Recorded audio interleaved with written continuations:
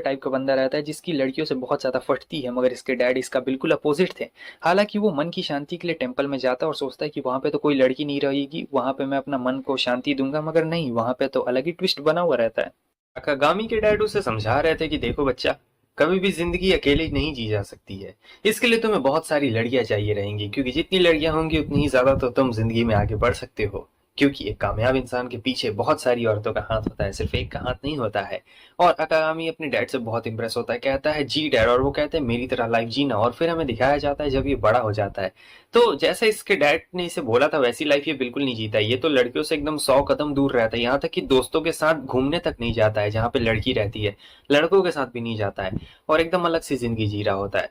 बस यहाँ पे सेल्स पर्सन की तरह ये काम करता है, क्योंकि इसे पैसों की बहुत ज्यादा जरूरत रहती है। और अपने डैड की वजह से ये बेचारा बहुत बदनाम रहता है, क्योंकि इसके डैड इस उम्र में एकदम लड़की बाज रहते हैं पूरी तरीके से। तो सोचता है कि यार मेरी जिंदगी मेरे डैड ने एकदम झंड बना के रख दी है। पता नहीं मुझे, जब मैं 5 साल का था तो मुझे वो घटिया इंसान कैसे इतना पसंद आ गया था। मुझे लगता था कि वो बहुत कूल है, लेकिन नहीं, वो एक नंबर का फूल है और मेरी जिंदगी उसने बेकार कर दी है। कितनी बार मुझे एम्बेरसमेंट सहनी पड़ी है सिर्फ और सिर्फ अपने डैड की वजह से, कि देखो यार, लोग कहते थे कि वो परवट का बच्चा आ गया यहाँ पे, और मुझे अपनी जिंदगी में पैसे कमाने। तब तक एक बैरल आता है, भाई को सीधे ले जाके दीवार पे पटक देता है। सामने से एक लड़की आती है और कहती है कि अरे तुम ठीक तो हो ना, तुम्हें चोट तो नहीं ना लगी। मगर अक्का का दिमाग यहाँ पे पूरी तरीके से घूम चुका था, क्योंकि उस लड़की को देख के इसका दिल का घंटी बज गया था और कहीं और का भी कुछ बज गया था। वो कहती रुको मैं एम्बुलेंस को कॉल लगाती हूँ, लेकिन पता नहीं इसका सिग्मा मोड कुछ ऑन हो गया था और फिर तुरंत ही ये यहाँ से भाग जाता है। मगर इसे डरपोक मोड कहा जाता है, सिग्मा नहीं। आगे हम देखते हैं कि वो उसी के बारे में सोच रहा था। नींद नहीं आ रही थी, रातों की नींद उड़ चुकी थी, चैन खो गया था। अब ये लड़कियों को देख रहा होता है, जो पहले ऐसा नहीं करता था वो ऐसा करता, और इसके दोस्त भी हैरान हो जाते हैं। दोस्तों के साथ घूमने भी जाता और ये सोच रहा होता है कि यार मैं ऐसा क्यों कर रहा हूँ, मैं उसके पीछे पगला चुका हूँ। नहीं नहीं नहीं, ऐसा नहीं होना चाहिए। क्या ये हमारी फैमिली का कर्स है? मेरे डैड भी एक नंबर के ठरकी थे। तब ये अपने अंकल को कॉल लगाता है और एक रजिस्ट्रेशन जाता है, क्योंकि अब ये मॉन्क बन चुका था। मॉन्क बन के दुनियादारी से और मोह माया से थोड़ा पीछा छुड़वाना था। मगर मोह माया कभी भी किसी का पीछा नहीं छोड़ती है, वो बस कुछ देर के लिए टल जाती है, कभी पीछा नहीं छोड़ती है। तब ये आ चुका था इस टेम्पल में, और यहाँ पे ये जाता है, डोरबेल बजाता है, लेकिन यहाँ पे वही लड़की रहती है। और उस लड़की को देख के ये कहता है कि अरे ये यहाँ पे, और तुरंत ही दरवाजा बंद कर देता है। वो खोलती है और कहती है ये कैसा प्रैंक है, लेकिन ये गिर गया था। तो वो देखती है कि अरे ये क्या, ये तो एक मॉन्क है। और फिर वो भागती है अंदर में, क्योंकि उसे ड्रेस भी चेंज करना रहता है। ये कहता है जरा सुनिए मेरी बात, लेकिन वो खुद गिर गई रहती है, कपड़े अच्छे तरीके से नहीं पहन पाती है, और उसका कपड़ा एक शोल्डर से पूरा नीचे गिर गया रहता है, तो उसके बड़े बड़े बैलून्स दिख रहे होते हैं। और वो कहती है मुझे माफ करिए, लेकिन पता नहीं जाके ये पेड़ से टकरा जाता है। और फिर इसे यकीन नहीं हो रहा था कि ये मैंने क्या देख लिया। वो कहती है वो मुझे माफ करिए, मेरा कपड़ा बार बार नीचे गिर जा रहा है। और यहाँ तो अक्का का एकदम हालत खराब हो चुका रहता है, बहुत ही बुरी तरीके से। उसे कुछ समझ में नहीं आ रहा था, दिल की धड़कनें 100 से भी ऊपर है। और फिर वो कहता है कि क्या तुम मुझसे शादी करोगी? ये सुन के तो वो एकदम हैरान हो जाती है। और फिर आराम से बैठ कर चाय पीते हैं, जहाँ पे वो बताती है कि मेरा नाम यूजू है और अभी हेड प्रीस्ट यहाँ पे नहीं है। ये सुन के अक्का सोच रहा होता है कि अरे यार, मैंने तो बहुत बड़ी गलती कर दी। मुझे लगा था कि यहाँ पे प्रीस्ट ऐसे होंगे, लेकिन नहीं, ये तो ऐसे निकल गए। और फिर वो कहती है कि जैसा मुझे बताया गया था आप तो उससे बहुत पहले आ गए हैं। और ये सोच रहा था कि यार कहीं ये लोग मेरा कोई टेस्ट वेस्ट तो नहीं ना ले रहे हैं, ये कोई एडमिशन टेस्ट तो नहीं ना। लेकिन मैं तो इसमें फेल हो चुका हूँ पहले ही। मैंने इससे बोल दिया कि क्या तुम मुझसे शादी करोगी? मुझे ऐसा बिल्कुल भी नहीं बोलना चाहिए था। और वहां पे वो सोच रही होती कि ये वो लड़का आया है जिसे मेरी मैरिज के लिए फिक्स किया गया था, लेकिन ये तो किसी और चीज के लिए आया था। आगे ये अपने आप को पंच मारता है ताकि होश में आ सके। और फिर हमें दिखाया जाता है कि ये बहाना मार के बाहर भाग जाता है वॉशरूम का, और देखता है कि यार ये गार्डन कितना ज्यादा बढ़िया है। तभी उसे कुछ आवाजें सुनाई देती है और सोचता है कि अरे यार वहाँ क्या है। असल में वहां पे तो एक कुआं रहता है, और उस कुएं के अंदर एक बिल्ला रहता है, और वो बिल्ला गिर गया था। तो ये सोचता है कि चलो बिल्ले की थोड़ी सी मदद कर देता हूँ। तो ये बिल्ले की मदद करने जाता है, मगर क्या होता है कि यही खुद गिर जाता है और वो जो बिल्ला है वही निकल आता है। और इधर यूजू हेड प्रीस्ट यानी की से बात कर रही होती है और कहती है कि यार तुम लोगों ने जो मेरी मैरिज के लिए जिस बंदे को भेजा था ना, ये तो एक नंबर का ठरकी निकला। ये तो तुरंत ही मुझसे मिलते कहता है कि चलो शादी करते हैं। मगर की कहती है कि अरे नहीं, ऐसा कैसे हो सकता है, क्योंकि जिस बंदे को हमने तुम्हारे लिए मैरिज के लिए फाइनल किया था वो तो अभी मेरे सामने बैठा है। ये सुन के यूजू एकदम हैरान हो जाती है और कहती है कि आखिर ये तुम क्या बातें कर रही हो। की कहती है कि हमें बिल्कुल सही कह रही हूँ। तो वो सोचती है कि क्या, इसका मतलब हमारे हमारे टेम्पल में एक ठरकी घुस गया। और फिर वो जाती है और तभी उसे सुको मिल जाती है। तो वो कहती है कि सुको हमें यहाँ से निकलना पड़ेगा, यहाँ पे एक घोस्ट आ चुका है और वो एक नंबर का ठरकी है, तो तुम्हें यहाँ से निकलना पड़ेगा मेरे साथ में, ठीक है ना। लेकिन सुको पता नहीं यहाँ पे क्यों डर चुकी रहती है, क्योंकि उसने पीछे सही में एक घोस्ट को देख लिया रहता है, और ये कोई और नहीं बल्कि अक्का रहता है। और वो बस इनसे मदद मांग रहा था, मगर पता नहीं इन्हें इतना ज्यादा डर क्यों लग रहा होता, और ये लोग डर के मारे हालत खराब हो चुकी रहती है इन दोनों की। फिर ये दोनों यहाँ से भागना शुरू करते हैं, मगर वो नहीं भाग पाती है और ये सीधे आके उसके ऊपर ही गिर जाता है। तो वो आती इसे एक जोरदार लात मारती है, और फिर अब ये दोनों भागना शुरू कर देते हैं, और वो भी पीछे भाग रहा होता है। है तब तक हमें कुरागे को दिखाया जाता है जो कि बेहोश होने वाली थी, लेकिन तब तक वो उसे बचा लेता है। और फिर यहाँ हमें एक और मिया को दिखाया जाता है और ये कहती है इतना शोर शराबा किस लिए, लेकिन वो आके भाई से हेडबट मार देता है और सीधे इसके ऊपर गिर गया था और इसका नाम कागुरा रहता है। वो कहती है कि वाह क्या मस्त नजारा। मिया कहती है कि नहीं टीचर, ऐसी कोई भी बात नहीं है। और फिर अब ये दोनों यहाँ पे छुपे हुए रहते हैं और सोच रहे होते हैं भगवान हमें बचा लेना, पता नहीं क्या शैतान आ गया। लेकिन अक्का आ चुका रहता है। वो सोच रहा था कि ये दोनों मेरी बातें समझेंगी, लेकिन यहाँ पे तो यूजू एकदम पोज में आ जाती है और पूरा मारती एक पंच। और फिर बाद में हमें किकी को दिखाया जाता है जो हंसती और कहती वाह एक परवट, मजा आ गया सुन के। तुम लोगों ने तो क्या ही इसका मजाक बना दिया। असल में ये वो बंदा नहीं है जिसे हमने तुम्हारे मैरिज के फिक्स किया था। इस बंदे को तो इसके अंकल ने यहाँ पे भेजा है मॉन्क बनने के लिए, और यहाँ पे सारी मिसअंडरस्टैंडिंग क्लियर हो जाती है। लेकिन यूजू कहती है कि तुमने इसका फोटो नहीं भेजा था मुझे, तो मुझे कैसे पता चला कि कौन कौन है और कौन क्या है। तो कीकी कहती है कि जरूरत नहीं पड़ी। लेकिन यहाँ पे पता है ये लोग काफी ज्यादा नाराज रहते हैं अक्का से, क्योंकि उसने ऐसी हरकतें कर दी थी। और यूजू माफी मांगती है, यार मैंने तुम्हें मारा, लात मारा, मुंह पे मार दिया, क्या क्या नहीं कर दिया, मुझे माफ कर देना। तो कहता है कि नहीं कोई बात नहीं, गलती इंसान से ही होती है, हो जाती है। लेकिन यहाँ पे तो भाई ये दोनों माफ करने के लिए बिल्कुल भी इन्हें रेडी नहीं रहती है। और आगे की ये कहती है कि ठीक है चलो अब लोग हम लोग इसे मॉन्क बना के रख लेते हैं। मगर सुको और मियाँ बिल्कुल इसके लिए रेडी नहीं रहते हैं। वो दोनों कहते हैं कि ना ये एक नंबर का परवर्ट है, हम लोग नहीं रखने वाले। वो मनाने की कोशिश करती है मगर नहीं, ऐसा बिल्कुल भी नहीं हो पा रहा होता है। और फिर ये कहती है कि तुम्हें पता है इसने मुझसे बोला कि शादी करोगे, लेकिन वो कहता है माफ करना, ठीक है मैं यहाँ से चलता हूँ अगर तुम लोग को मेरी वजह से प्रॉब्लम हुई तो। और सोच रहा था क्या उसे हमारी फर्स्ट मीटिंग याद भी होगी। और फिर इधर ये कहती है कि यार वो बुरा इंसान नहीं है। कैट भी बोल रही है कि वो अच्छा इंसान है, मियाऊ। आगे हमें दिखाया जाता है कि यहाँ पे बस स्टॉप नहीं मिलता है, क्योंकि ये जहाँ रहता है ना टेम्पल यहाँ थोड़ा आउटसाइड एरिया में है और बस अंदर जाती है। लेकिन अब रात हो चुका था तो बस भी अब नहीं जाने वाली थी। इतनी देर में उसे वहां पे यूजू मिल जाती है। वो कहती है हाँ देखा, तो ये कहता है तुम यहाँ पे। तो यूजू कहती है कि देखो तुम्हारा घर बहुत दूर है और बस तुम्हें नहीं मिलने वाला है, हमें माफ कर दो, हमने तुम्हारे साथ वैसा किया, लेकिन तुम्हारी भी गलती है, दोनों की गलती है। वैसे क्या तुम मुझे एक बात बता सकते हो। तो कहता है कि हाँ, तुमने मुझसे शादी के लिए क्यों कहा, हम लोग दोनों अभी अभी तो मिले और यार मैं तुमसे शादी कैसे कर सकती हूँ। तो वो कहता है कि नहीं वो थोड़ा सा गलती हो गया।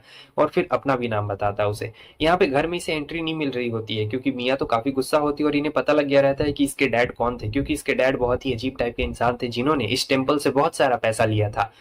और एक तरीके से ये कर्ज में ही रहता है और उन्होंने कभी भी इस पैसे को नहीं छुपाया था, कभी भी चुकता नहीं किया था पैसे को, मतलब कभी टेम्पल को पैसे नहीं दिए थे। तो इन लोगों के पास एक सॉल्यूशन रहता है जहां पे यूजू कहती है कि अगर ये पैसे नहीं दे पाया है तो कोई दिक्कत नहीं, ये अपनी बॉडी से हमें पे करने वाला है। तो ये सुन के सब हैरान हो जाते हैं कि क्या मतलब, और ये भी हैरान हो जाता है कि आखिर तुम्हारा क्या मतलब है। तो वो कहती है कि अरे अरे तुम लोग इतना हैरान क्यों हो रहे हो, बॉडी से ही तो पे करेगा। तो सुन के सब लोग और हैरान हो जाते हैं कि ये क्या ठर। यूजू सबको बताती है अरे नहीं, जैसा तुम लोग सोच रहे हो वैसा बिल्कुल भी नहीं है, ये हमारी अलग तरीके से मदद करेगा। और फिर अकागामी को कहती है कि देखो तुम्हें हमारी मदद करनी है, अच्छी तरीके से झाड़ू पोछा करना है। तो वो मान गया था। और फिर ये लोग दिखाते हैं टेम्पल की हालत, लेकिन टेम्पल की हालत बहुत खराब रहती है। अक्का को ये समझ में जरूर आ गया था कि इनकी हालत तो गरीबों से भी ज्यादा गरीब है, क्योंकि इन लोगों ने टेप मार के रखा था भाई उस मूर्ति को।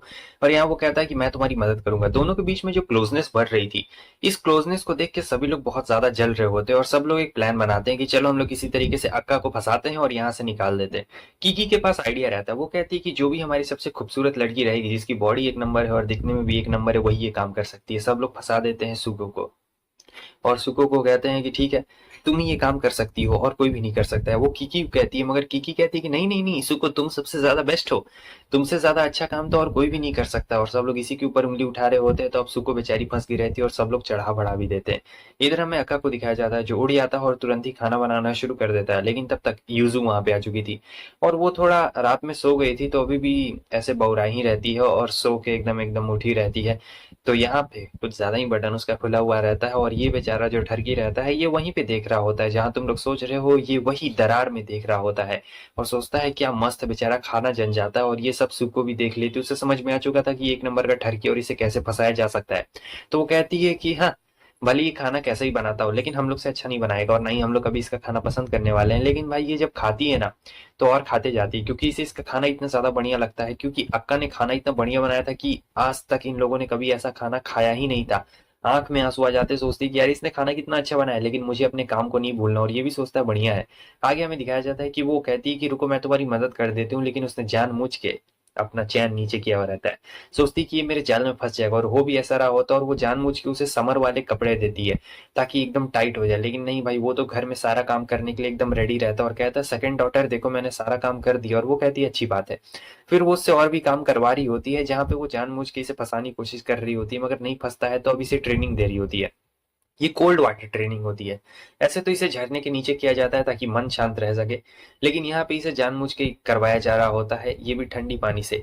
और किकी कहती है कि ओह, सुको ने मुझसे कहा था कि तुम्हें ये वाला ट्रेनिंग करवाया जाए, तो हमारे पास बजट थोड़ा कम है ना, तो हम बाहर नहीं ला सकते हैं। और तब तक यूजू को देख के उसे बहुत ज्यादा गर्मी आ जाती है। मतलब एकदम पानी तो बहुत ज्यादा ठंडा रहता है, मगर जैसे यूजू को देखता है पूरा एकदम अंदर से गर्मी आ जाता है और एकदम आराम से नहा रहा होता है।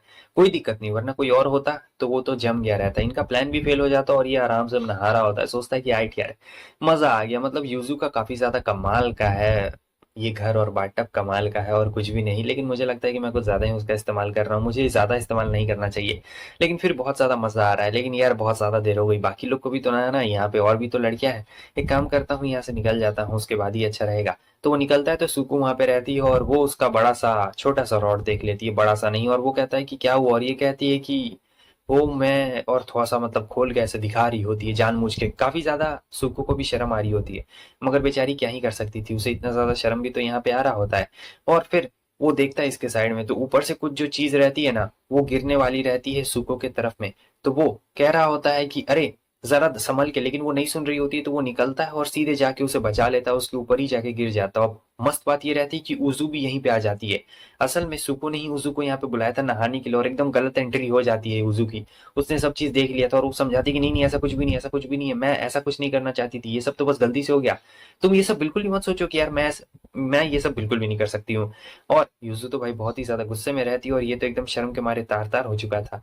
आगे हमें ये दिखाया जाता है कि सभी लोग इसकी तारीफ़ कर रहे होते हैं कि वाह! तुमने तो काफ़ी ज़्यादा कमाल कर दिया सुको, तुमने उस ठरकी को फाइनली एक सबक सिखा दिया, अब देखना वो यहाँ से ज़रूर भागेगा। तो वो कहती है कि हाँ, मेरा काम ही था।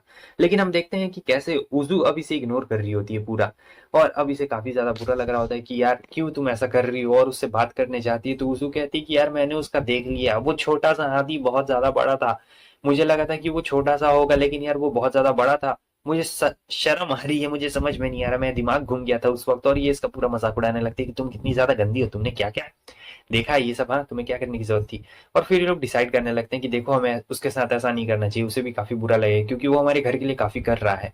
और फिर उज़ू ये भी बताती कि अगर हमारी मॉम भी इस जगह होती ना, तो वो भी यही चाहती कि ये हमारे घर में रहे, क्योंकि वो यहाँ पे सुधरने के लिए आया है, बिगड़ने के लिए बिल्कुल भी नहीं आया है। अब सुको को यहाँ पे समझ में आता है कि हाँ, मैं बिल्कुल गलत थी, मुझे ऐसा बिल्कुल नहीं करना चाहिए था। अब देखो कहीं वो घर से चला ना जाए, हमें उसे जाके रोकना पड़ेगा, हमें उसे अच्छे से ट्रीट करना चाहिए। मगर कीकी आती है और कहती कि कैसे ट्रीट करोगी अच्छे से? अब तो वो जा चुका है, उसने तुरंत ही अभी अपना सामान पैक किया है और वो तुरंत ही निकल गया है। ये सुनने के बाद तो दोनों एकदम हैरान हो जाती है और दोनों बहुत ज़्यादा शॉक में रहती है। सबसे ज़्यादा बुरा यहाँ पे सुको को लगता है, क्योंकि उसने ये सब काम किया था जिसकी वजह से वो घर छोड़ के चला गया है, और अब ये सोचता है कि मुझे और आगे नहीं बढ़ना चाहिए। इसलिए पुलिस स्टेशन में जाके सब चीज़ बता देता है कि देखिए मैंने ऐसा-ऐसा किया है। हालाँकि ये क्राइम के अंडर में नहीं आता, ये सब गलती से हो गया है, लेकिन फिर भी मैंने ऐसा-ऐसा किया है। ऊपर से जो इसका घर था जहाँ पहले ये रहता था, वो घर भी अब इसका नहीं रहता है, क्योंकि लैंडलॉर्ड ने उस अपार्टमेंट को बेच दिया है और बेचारा अनाथ हो चुका था। लेकिन अनाथ होते हुए भी अब यही सोच रहा होता है कि पता नहीं उन लोगों ने खाना खाया होगा या फिर नहीं खाया होगा, कैसे वो लोग खाना खा रही होंगी, वो लोग अपना ट्रेनिंग कर रही होगी या फिर नहीं कर रही होगी। सुको ने मुझे काफ़ी अच्छी ट्रेनिंग दी थी, लेकिन मैं ठरकी कहीं का, मैं अपने आप को कंट्रोल नहीं कर पाया। और देखो ये सब क्या हो गया, मुझे अपने आप पे बहुत ज़्यादा पछतावा है कि मैं अपने आप को कंट्रोल नहीं कर पाया, मैं बहुत ज़्यादा बुरा हूँ। मुझे समझ में नहीं आ रहा कि मुझे क्या करना चाहिए। मेरे जैसे ठरकी को तो यहाँ पे रहने का कोई भी हक नहीं, और बहुत ज़्यादा अपने ऊपर बहुत अफ़सोस मना रहा होता है कि ये आखिर मैंने क्यों किया? इतनी ट्रेनिंग बेकार चली गई। तब तक युज़ु आ जाती है और कहती है कि तुम यहाँ पे क्या कर रहे हो बेवकूफ़ कहीं के? लेकिन वो इसकी तरफ बिल्कुल नहीं देख रहा, क्योंकि बारिश की वज़ह से इसके जो मेलन्स है वो पूरी तरीके से विज़िबल थे दिखने में। तो वो कहती है कि मुँह क्यों मोड़ रहे हो? हाँ, मेरी तरफ देखो। तो वो कहता है ठीक है, अगर तुम कह रही हो तभी मैं तुम्हारी तरफ देखूँगा, वरना नहीं देखने वाला हूँ मैं तुम्हारी तरफ। और फिर वो बता रही होती है एकदम टीचर की तरह, उसे समझाती है कि देखो तुम एकदम बड़े बच्चे हो, तुम्हें ये सब नादान सी हरकतें नहीं करनी चाहिए, घर चल चुपचाप। हाँ, खाना कौन बनाएगा, कपड़े कौन धोएगा? वो कहता है कि ठीक है, ठीक है। तब तक पीछे से सुको भी आ चुकी रहती है और कहती है कि मुझे माफ़ कर दो यार, मैंने तुम्हारे साथ जो भी किया वो सब गलती से हो गया, मैंने तुम्हें फँसाया। तो वो कहता है कि कोई बात नहीं। और फिर वो कहती है कि ठीक है, और ये मेरी फर्स्ट किस थी जो तुमने चुरा लिया, ₹500 जुर्माना देना पड़ेगा। उसके बाद ये घर में आता है और कहता है कि तुम सभी लोग को परेशान करने के लिए मैं माफ़ी चाहता हूँ। प्लीज़ मुझे माफ़ कर देना। और मियाँ पूरे एकदम शॉक में चली गई थी। क्योंकि मियाँ मियाँ को चाहिए था भाई कि ये बंदा घर से बाहर निकल जाए लात मार के, लेकिन ये वापस आ गया तो बेचारी बेहोश हो गई थी, पूरी की पूरी बेहोश हो गई थी। उसके नेक्स्ट सीन में हम देखते हैं कि ये कहता है चलो तुम्हारे कपड़े बदल देता हूँ, तो कहती है ठरकी कहीं के, अभी पहले जैसे हो। उसके बाद जब ये लोग अंदर में आते हैं तो कूरा बैठी हुई रहती है और कूरा कहती है कि देखो देखो देखो तुम वापस आ गए, चलो काफी अच्छी बात है, लेकिन अब टाइम हो गया था खाना बनाने का, तो अब ये दोनों मिलकर खाना बना रहे होते, पूरा इसकी मदद कर रही होती है। लेकिन ठरकपन अभी भी गया नहीं रहता है, सोचता है कि यार वो दोनों बाथरूम में नहा रही है, मजा आ जाएगा अगर मैं दरवाजा खोल लूंगा तो, लेकिन नहीं, वापस से वही सब चीज हो जाएगा, बेकार हो जाएगा। और कूड़ा यहाँ पे बता रही होती है कि यूजू ना पहले से अलग बिहेव कर रही है। मतलब तुम्हें पता है, पहले ना वो बहुत शांत शांत रहा करती थी, लेकिन जब से तुम यहाँ पे आए हो तब से वो काफी ज्यादा अच्छा बिहेव करती है, और मुझे लगता है कि तुम्हारी आने की वजह से ही वो इतना अच्छा बिहेव करती है। इसके लिए तुम्हारा बहुत बहुत शुक्रिया मिस्टर। और ये सुन के ये काफी खुश हो जाता है, सोचता है यार यार ये कितनी ज्यादा प्यारी बच्ची है, तो कहती है कि रुको मैं तुम्हें दरवाजा खोल के सब चीज दिखा देती हूँ। अक्का कहता है कि नहीं नहीं ऐसा बिल्कुल नहीं, लेकिन गलती से यही दरवाजा खोल देता है, वो भाग जाती है और ये देख लेता है भाई, क्योंकि वहां अंदर में सुको और यूजू नहा रही होती है और अपने आप पे अफसोस कर रहा होता है। अब यहाँ पे बेचारी की क्लास लग चुकी रहती है, फील्डिंग सेट हो गई रहती है पूरी तरीके से यहाँ पे सभी लड़कियों के बीच में। लेकिन फिर बाद में मियाँ आती है और कहती है कि तुम बहुत ज्यादा बुरे हो, तुम्हारा कुछ भी नहीं हो सकता, तुम एक नंबर के ठरकी हो। पता नहीं इसकी क्या अंदर से खुन्नस रहती है, एक अलग ही टाइप का इसके अंदर खुन्नस। आज सबको कहीं घूमने जाना था, तो मियाँ कहती है कि तुम लोग जाओ आराम से, मैं अक्का का ख्याल रख लो। लेकिन सब लोग कह रहे होते कि नहीं नहीं तुम्हें इसका ख्याल रखने की कोई भी जरूरत नहीं, क्योंकि सब लोग जानते थे कि मियाँ इससे कितना नफरत करती थी। मगर अक्का भी कहता है कि ठीक है जाओ जाओ मैं देख लूंगा।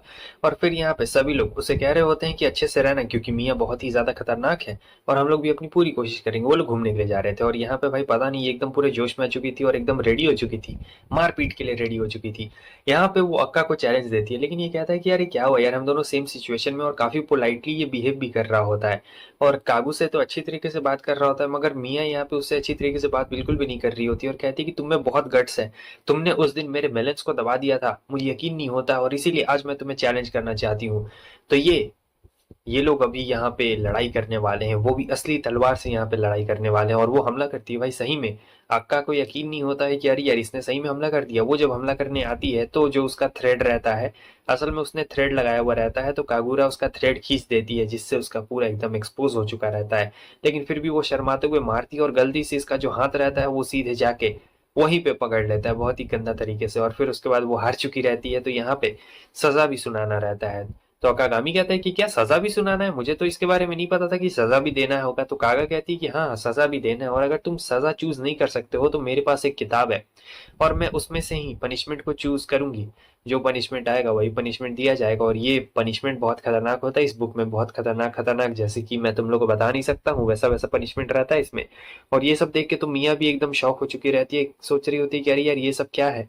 और उसे यहाँ पे बुक काफी इंटरेस्टिंग लग रहा था, क्योंकि ये ठरकियों वाला बुक रहता है, तो अकागामी कहता है कि हाँ मुझे भी ये चाहिए, मुझे ये चाहिए। तो असल में उसका इशारा बुक की तरफ रहता है, मगर वो मियाँ ऐसा समझ रही होती है कि उसका इशारा उसके मेलन्स के ऊपर रहता है, और वो कह रहा होता है कि एक बार मुझे दे दो मेलन्स। तो वो कहती है कि तुम बेकार इंसान कहीं के, मैं तुम्हें नहीं बिल्कुल नहीं देने वाली हूँ ये चीज। तो वो कहता है कि क्यों नहीं दोगी ये चीज, एक बार तो मांग ही रहा हूँ। असल में उसे बुक चाहिए रहता है, मगर वो कुछ और ही सोच रही होती है, तो यहाँ पे दोनों के बीच में मिस कंफ्यूजन हो गया रहता है कुछ और फिर वो शर्मा के वहां से भाग जाती है, कहती कि एक नंबर के तुम ठरकी हो। और इधर रात में हमें दिखाया जाता है कि अक्का को नींद ही नहीं आ रही थी, क्योंकि यार वो बुक इतना ज्यादा कमाल का था, उसमें इतने सारे सीक्रेट्स थे, इतने ज्यादा अलग अलग चीजें थी, तो इसे नींद नहीं आ रही होती है। और जब थोड़ी देर के बाद सोने की कोशिश करता है बुक के ख्यालात में, तब यहाँ पे मियाँ आ चुकी रहती है और कहती है कि मैं यहाँ पे अपनी पेनल्टी देने के लिए आई हूँ, मैं तुम्हें वो देने के लिए आई हूँ जो तुम चाहते हो। तो कहता है कि हाँ मैं चाहता हूँ, लाओ चलो बुक दो।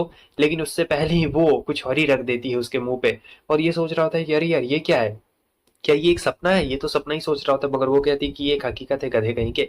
और वो सोच रहा था कि कहीं हमें कोई देख वेख तो नहीं ना रहा है, क्योंकि इसे ऐसा लग रहा था कि कहीं कोई देख नहीं ना रहा है, वरना ये कुछ करेगा। लेकिन तब ये देखता है कि कागा तो यहाँ पे फिल्मिंग रिकॉर्डिंग कर रही होती है, बहुत ही खतरनाक वाला। तो ये कहता है कि तुम्हें ये सब करने की जरूरत नहीं है, मैंने तुमसे बुक मांगा था, ये सब तुमसे मैंने कभी भी नहीं मांगा, आखिर तुम ये सब क्या कर रही हो। तो यहाँ पे वो और भी ज्यादा शर्मिंदा हो जाती है कि अरे यार ये सब क्या हो गया है, और फिर भाग जाती है। कागा कहती है कि तुम क्यों रुके हो, जाओ तुम उसका पीछा करो। और यहाँ हमें दिखाया जाता है कि ये भाग रही होती है और सोचती है कि यार मैं एक नंबर की गधी हूँ, मैं एक नंबर की फेलियर हूँ, मुझे ये सब नहीं करना चाहिए था, उसने तो मुझसे बुक मांगा था, मैं जाती हूँ और स्टोर रूम में छुप जाती हूँ, ये सबसे बेटर रहेगा। मगर यहाँ पे तो वो पहले से रहता है, क्योंकि कागा ने इसे यहाँ पे भेज दिया था, तो उसने दरवाजा लॉक भी कर दिया था बाहर से। अब ये दोनों अंदर से पूरी तरीके से बंद हो चुके थे।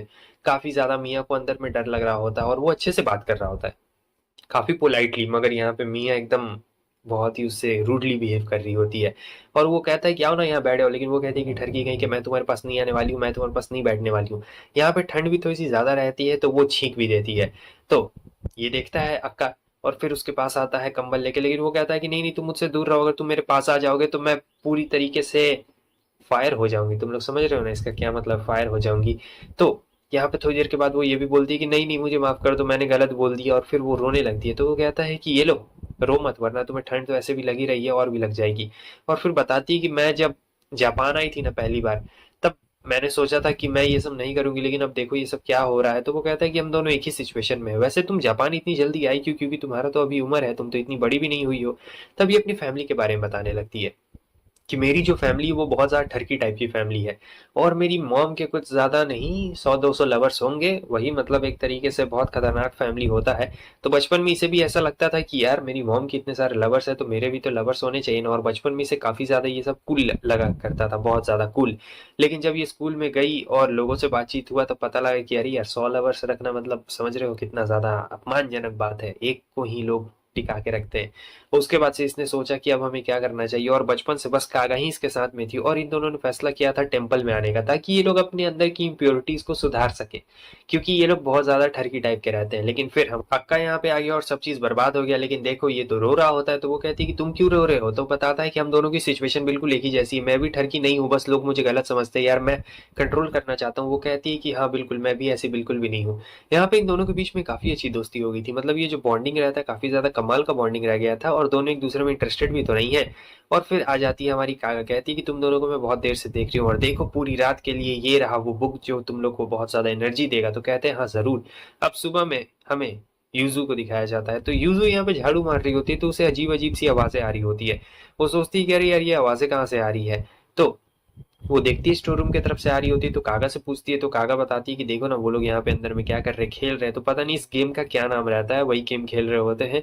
और बताती है कि पूरी रात ये लोग यही गेम खेल रहे हैं और पूरे पसीने पसीना एकदम लथपथ हो चुके हैं। यहाँ तो उसे यकीन नहीं होता और ये मुंह बना लेती है। तब तक कीकी आ जाती है अब घर के अंदर में, और वो कहती है कि तुम ऐसे आराम से बैठ के चाय क्यों पी रही हो? आज तो तुम्हारा मीटिंग था मैरिज का, तुम्हें पता है ना हमारा फ्यूचर तुम्हारे ऊपर ही डिपेंड है। और ये सुन के तो एकदम हैरान हो जाती है कि अरे हाँ यार, मुझे तो उससे मिलना है, अब मैं क्या करूं, मुझे जाना पड़ेगा। और फिर ये लेके जाती है भाई अकागामी को, और कहती है कि चलो चलो। तो वो कहता है इतनी हड़बड़ी में क्यों है? तब बताती है कि देखो इस टेम्पल का कोई हेड प्रीस्ट नहीं है, और कीकी कितने दिन तक रहेगी? जब तक वो ग्रेजुएट नहीं हो जाती तब तक वो हेड प्रीस्ट और है। अगर वो ग्रेजुएट हो गई तो यहाँ से चली जाएगी, और वो चली गई तो सभी को यहाँ से निकाल दिया जाएगा। तो टेम्पल को एक हेड प्रीस्ट की जरूरत है, लेकिन बस तो निकल गया था। यहाँ पे ये स्कूटी ले लेता है किसी और का, क्योंकि पूरा किस्मत इसी के हाथ में है। अब स्कूटी का पेट्रोल निकल गया था तो ये लोग एक ट्रक में घुस गए थे। हालांकि ये लोग समझते हैं कि वो बस है, लेकिन ये एक ट्रक रहता है। अब यूजू कहते हैं कि मैंने तुम्हारी सारी मेहनत पे पानी फेर दिया, मैं इतनी गधी हूं कि मैंने बस नहीं यार, मैंने ट्रक में तुम्हें घुसा दिया। तो वो कहता है कोई बात नहीं, चलो मैं तुम्हें लेके जाऊंगा वहां पे, कोई बात नहीं। और फिर ये लोग ड्रेस बदलना शुरू करते हैं। इन लोगों ने ट्रक को बोरो कर लिया था, पैसे दे के खरीद लिए थे। और अब यहाँ पे उसे याद आ रहा होता है कि कीकी ने उसे क्या बोला था। कीकी ने उसे ये बोला था कि तुम्हें बस 3 साल, जब तक तुम्हारा ग्रेजुएशन पूरा नहीं हो जाता है तब तक तुम्हें शादी का ढोंग रचाना है, ताकि टेम्पल के मेन वालों को लगे कि हाँ भाई तुम ही मेन हो, और ऐसा कुछ भी होने वाला नहीं है, बस शादी का नकली नाटक नचाना था। लेकिन देखो यार, इसने गाड़ी ठोक दी रहती है बहुत ही बुरी तरीके से, और वो कहती है कि ठीक है मैं अभी आती हूँ। तो वो उसे कॉन्ग्रेचुलेशन कहता है और कहता है कि बेस्ट ऑफ लक, ठीक है जाओ वहां पे। लेकिन तब तक हमें एक नन को भी दिखाया जाता है जो आ जाती है और समझती है कि यार ये तो एक पुजारी है। तो वो उसे घसीट के लेके जा रही होती है टेम्पल में, कहती है कि तुम यहाँ क्या कर रहे हो, चलो तुम भी। और फिर हमें उस बंदे को दिखाया जाता है जिसकी इसके साथ शादी होने वाली थी। तो वो कहता है कि तुम इतनी यंग हो, तुम क्यों शादी करना चाहती हो? तब वो कहती है क्योंकि मेरा मन कर रहा है, टेम्पल के लोग मुझे बहुत अच्छे लगते हैं, इसलिए मैं यहीं पे हमेशा के लिए रहना चाहती हूँ। मगर बात तो कुछ और रहती है, और यहाँ पे अक्का भी साइड में रहता है। तो अक्का उसे देख के कुछ और ही इमेजिन कर रहा होता है, मैं बता नहीं सकता हूँ तुम लोगों को। लेकिन अब जो यूजू रहती है वो थोड़ा सा यहाँ पे डर जाती है, घबरा जाती है, उसे देख लेती है, और ये यहाँ पे अजीब अजीब हरकतें भी कर रहा होता है। तो ये चुपचाप एकदम रहता है और सोचता है कि यार मैं उसे नर्वस कर रहा हूँ, नहीं मुझे ऐसा बिल्कुल भी नहीं करना चाहिए, देखो मेरी वजह से वो कितना ज्यादा घबरा रही है। तब तक जो नन रहती है वो कहती है कि अरे बेटा जरा इधर आओ तो चलो। और वो काम करती है कि इसे इन दोनों के बीच में बैठा देती है एक मीडिएटर के तौर पे। तो मीडिएटर के तौर पे वो उससे पूछता है बंदे से कि बताइए आप कहाँ जाना पसंद करेंगे? तो वो कहता है कि मूवी थिएटर। मूवी थिएटर का नाम सुनता है तो गुस्सा हो जाता है, क्योंकि मूवी में तो लोग वो कर लेते हैं ना। और फिर पूछता है कहाँ? तो हॉट स्प्रिंग में। तो हॉट स्प्रिंग का नाम लेता है तो और गुस्सा आता है। और फिर वो बंदा ये भी कहता है कि मुझे तो 10 बच्चे भी करने हैं। तो मुंह से खून आ जाता है भाई, और फिर इसे उठा के ले जाया जाता है। और कहता है कि ये बंदा बड़ा ऑनेस्ट है, काफी कमाल का है। और अब यहाँ पे इस बात को सुन के अब इसे ऐसा लग रहा होता है कि यार मुझे भी इसे सच्चाई बता देनी चाहिए, क्योंकि मैं इससे सही में शादी नहीं करना चाहती हूँ, मैं तो बस यहाँ पे टाइम पास करना चाहती हूँ। और फिर उसे बता भी देती है कि मेरी मजबूरी है, हमारा जो टेम्पल है वो कभी भी हमारे हाथों से छीना जा सकता है। इसलिए मैं ये शादी करना चाहती हूँ। लेकिन क्या आप मेरे साथ बस शादी का एक ढोंग रचाना चाहेंगे? बस 3 साल के लिए, ज़्यादा नहीं, जब तक मैं ग्रेजुएट ना हो जाऊँ। लेकिन वो इस बात के लिए मना कर देता है, कहता है कि हम लोग कुछ भी कर लें, तुम्हारे टेम्पल को नहीं बचा सकते हैं, माफ़ करना, मगर तुम्हारा टेम्पल बचने लायक तो बिल्कुल भी मुझे नहीं लगता है। और मैं कितनी भी कोशिश कर लूँ ऐसा नहीं होगा, तुम्हें तो यहीं पे रहना पड़ेगा अगर शादी भी हो जाए तो। लेकिन वो कहती है कि प्लीज़, लेकिन अक्का इस बात को सुन लेता है और कहता है कि रुको, मैं इस बंदे को अभी काम तमाम कर देता हूँ। लेकिन वो कहती है कि नहीं, ऐसा करने की बिल्कुल भी ज़रूरत नहीं है। और फिर वो बता रहा होता है कि देखो, ये सब करने से भी कुछ फ़ायदा नहीं होने वाला है, क्योंकि तुम लोग का टेम्पल नहीं बचाया जा सकता है। उसने बहुत ज़्यादा कर्ज़ा लेके रखा हुआ है। फिर अक्का कहता है कि प्लीज़, मैं कुछ भी करूँगा, मैं खुश रखने की हमेशा इन लोगों को कोशिश करूँगा, प्लीज़ तुम टेम्पल को बस बचा लो, हमें कुछ दिन की मोहलत तो दो। तो इसके बाद वो बंदा मान जाता है, कहता है कि ठीक है, ठीक है। क्योंकि हायर अप से ऑर्डर आया हुआ रहता है कि टेम्पल को बचाने के लिए, और फिर ऐसी-ऐसी ये लोग बातें करने लगते हैं, वो पूरा शर्मा जाती है। लेकिन फाइनली यहाँ पे अक्का ने टेम्पल को बचा लिया रहता है और वो बंदा भी इसके लिए मान गया रहता है कि ठीक है। फिर जब वो अंदर आता है तो कहता है कि आखिर मतलब हम लोगों ने ऐसा क्यों किया? हम लोगों ने उनके टेम्पल को क्यों बचाया? तब वहाँ पे पता लगता है कि कोई अक्का के फादर को जानता तुम था। लोगों को तो पता ही है कि अगागामी के फादर ने कहाँ-कहाँ अपनी जड़ें पहले से मजबूत बनाई रखी है। अकागामी तो बहुत ज़्यादा खुश होता है और यूज़ू भी काफ़ी खुश होती है कि इन लोगों ने टेम्पल को चलो कम से कम बचा तो लिया। और यहाँ पे वो खुशी के मारे एकदम पगला रहा होता है, डांस वांस सब करने लगता है। तो यूज़ू से कहती है कि अरे क्या हुआ, ऐसा बिल्कुल भी मत करो। लेकिन वो तो डांस करने में मगन रहता है। फिर यूज़ू से कहती है कि अरे चलो घर चलना है, लेट हो जाएगा हमें, ज़्यादा डांस मत करो। उसे शर्म आ रही थी, लेकिन यहाँ पे पता लगता है कि इनका आखिरी ट्रेन छूट गया था। और वैसे इनका टेम्पल यहाँ थोड़ी, इनका टेम्पल तो काफ़ी ज़्यादा दूर है, तो अब इन्हें जाने के लिए वापस कुछ और देखना पड़ेगा। लेकिन आज बहुत ज़्यादा रात हो गया रहता है। और फिर बाद में ये भी पता लगता है कि कहीं भी ये लोग नहीं जा सकते। हालाँकि होटल रहता है, वहाँ पे जाके ये लोग ठहर ज़रूर सकते थे। अब अक्का को बहुत ज़्यादा शर्म आ रही थी, क्योंकि वो कोई नॉर्मल होटल नहीं था, वो वैसा वाला होटल रहता है। तो वो कहता है कि नहीं, नहीं, वहाँ नहीं जाऊँगा, कहीं और पे चला जाएगा। मगर जो यूज़ू रहती है वो उससे कहती है कि अरे तुम इतना ज़्यादा सोच क्यों रहे हो? हमें होटल में तो जाना है, चलो चलते हैं। और वही उसे फ़ोर्स करती है चलने के लिए। उसके बाद इसके हाथ काँप रहे होते हैं। और फिर फाइनली पहली बार भाई ये अपने होटल के रूम में गया हुआ रहता है, जहाँ पे ये देखता है कि यार कितना ज़्यादा मतलब अलग-अलग चीज़ है, क्योंकि पहली बार ऐसे तो नॉर्मल वेडिंग कपल्स आते हैं, मगर ये लोग पहली बार यहाँ पे अंदर में आए हुए रहते हैं और ये सोचता है कि आराम से रहूँगा, लेकिन यहाँ पे सब एकदम ठरकी वाली चीज़ें रहती है, क्योंकि ये स्पेशली वही वाला होटल रहता है। और वो यूज़ू कहती है कि अरे तुम वैसा कुछ भी मत सोचो। दोनों के बीच में बहुत देर तक ऑकवर्ड साइलेंस रहता है, तो वो कहती है तुम जाके नहा क्यों नहीं लेते हो? तो उसके बाद वो जाके नहाता है। और पता नहीं वो वहाँ पे टीवी में क्या देख रही होती है, वो उसे देख के बहुत ज़्यादा शर्मा रही थी। ये निकलता है तो वो तुरंत ही वहाँ से निकल जाती है नहाने के लिए। फिर देखता है टीवी ऑन करके, टीवी में क्या देख रही थी, तो टीवी में बड़े-बड़े मेलन्स दिखाए जा रहे होते हैं। तो ये वैसा वाला होटल होता है, तो यहाँ पे वो सारी चीज़ें वैसे ही होने वाली है। तो ये समझ जाता है कि अरे यार, ये तो बहुत ज़्यादा गंभीर मामला हो गया है, और सर पकड़ लेता है। और आगे हमें दिखाया जाता है कि अभी अपने मन में सोच रहा होता है कि क्या करना चाहिए, अच्छा करना चाहिए या फिर बुरा करना चाहिए, कुछ भी समझ में नहीं आ रहा होता है। मगर यूज़ू यहाँ पे नहाते वक़्त यही सोच रही होती है कि यार उसने मेरा स्टैंड लिया, उसने मेरी मदद की, वो कितना ज़्यादा अच्छा है, और बहुत ही ज़्यादा अच्छा इसके बारे में सोच रही होती है। ऐसे सोचते-सोचते एकदम ख़्यालों में खो जाती है, फिर बाहर निकलती है तो देखती है कि ये क्या, इसने अपना क्या हाल बना लिया। तो वो कहता है कि आ जाओ। लेकिन युज़ू यहाँ पे बिल्कुल भी कुछ नहीं रिस्पॉन्स देती है भाई, एकदम चुपचाप शांत में रहती है और चुपचाप जाती है वहाँ पे बेड की तरफ में, जाके सो जाती है, कुछ बोलती है। ये दोनों वापस आ जाते हैं। सुको उन दोनों से पूछती है, तुम दोनों मतलब रात में जहाँ पे थे, कहीं तुम दोनों के बीच में कुछ हुआ तो नहीं ना? लेकिन ये दोनों कुछ बोल नहीं रहे होते और एकदम मुँह अजीब तरीके से इन दोनों ने बनाया हुआ रहता है। तो यहाँ पे सुको को बहुत ज़्यादा शक हो जाता है कि अरे ये क्या? कहीं इन दोनों के बीच कुछ हुआ तो नहीं ना, मतलब वही सब कुछ हुआ तो नहीं ना है। और फिर इसके बाद हमें दिखाया जाता है कि ये दोनों स्कूल जा रहे होते हैं, तब शुको कहती है कि देखो, किसी को भी बताना मत कि ये हमारे साथ में रहता है अकागामी, वरना बहुत ज़्यादा प्रॉब्लम हो जाएगी। मगर उसका तो छोटा सा दिमाग रहता है, क्योंकि उसे तो बिल्कुल फ़र्क नहीं पड़ता है कि कोई क्या सोचता है। और यूज़ू एकदम चिल रहती है। वो सोचती है कि बता दूँगी तो क्या ही फ़र्क पड़ जाएगा। मगर सुको उसे मना करती है और कहती है कि नहीं, किसी को भी नहीं बताना है, अगर बता दिया तो हम लोग बहुत गंदे वाले फँस जाएँगे। इसलिए तुम किसी को भी नहीं बताने वाली हो। तो वो कहती है कि ठीक है, ठीक है, ठीक है, मैं ये बात किसी को भी नहीं बताऊँगी। लेकिन अभी भी ये बात उसके दिमाग से एकदम पार जा रही होती है। उसके बाद हमें सुको को दिखाया जाता है, जो चुपचाप बैठी हुई रहती है और सोच रही होती है उन्हीं चीज़ों के बारे में। तब तक यहाँ पे उसकी 2 फ्रेंड्स आ जाती है और कहती है कि तुम्हारा एक बॉयफ्रेंड है ना? हमने सुना है कि तुमने एक बॉयफ्रेंड बना लिया और वो काफ़ी ज़्यादा हैंडसम भी है। लेकिन वो कहती है नहीं, मेरा कोई भी बॉयफ्रेंड नहीं है। और गलती से इसके मुँह से निकल जाता है कि हमने कुछ भी नहीं किया है। बस मैंने उसके कान में एक बार बात बोली थी। तो यहाँ पे ये फँस गई रहती है और उसकी दोस्ती से पूरा चिढ़ाने लगती है कि हाँ, हाँ, तुम्हारा कोई बॉयफ्रेंड है ना? लेकिन वो कहती है कि नहीं, नहीं, ऐसा कुछ भी नहीं है, कोई भी बॉयफ्रेंड नहीं है। तब तक हमें अकागामी को दिखाया जाता है, जो कि उसका लंच लेके यहाँ पे आ गया रहता है और सुको एकदम सोच रही होती है कि अरे यार! ये ये कहाँ ये कहाँ से आ गया है? ये क्या कर रहा है यहाँ पे?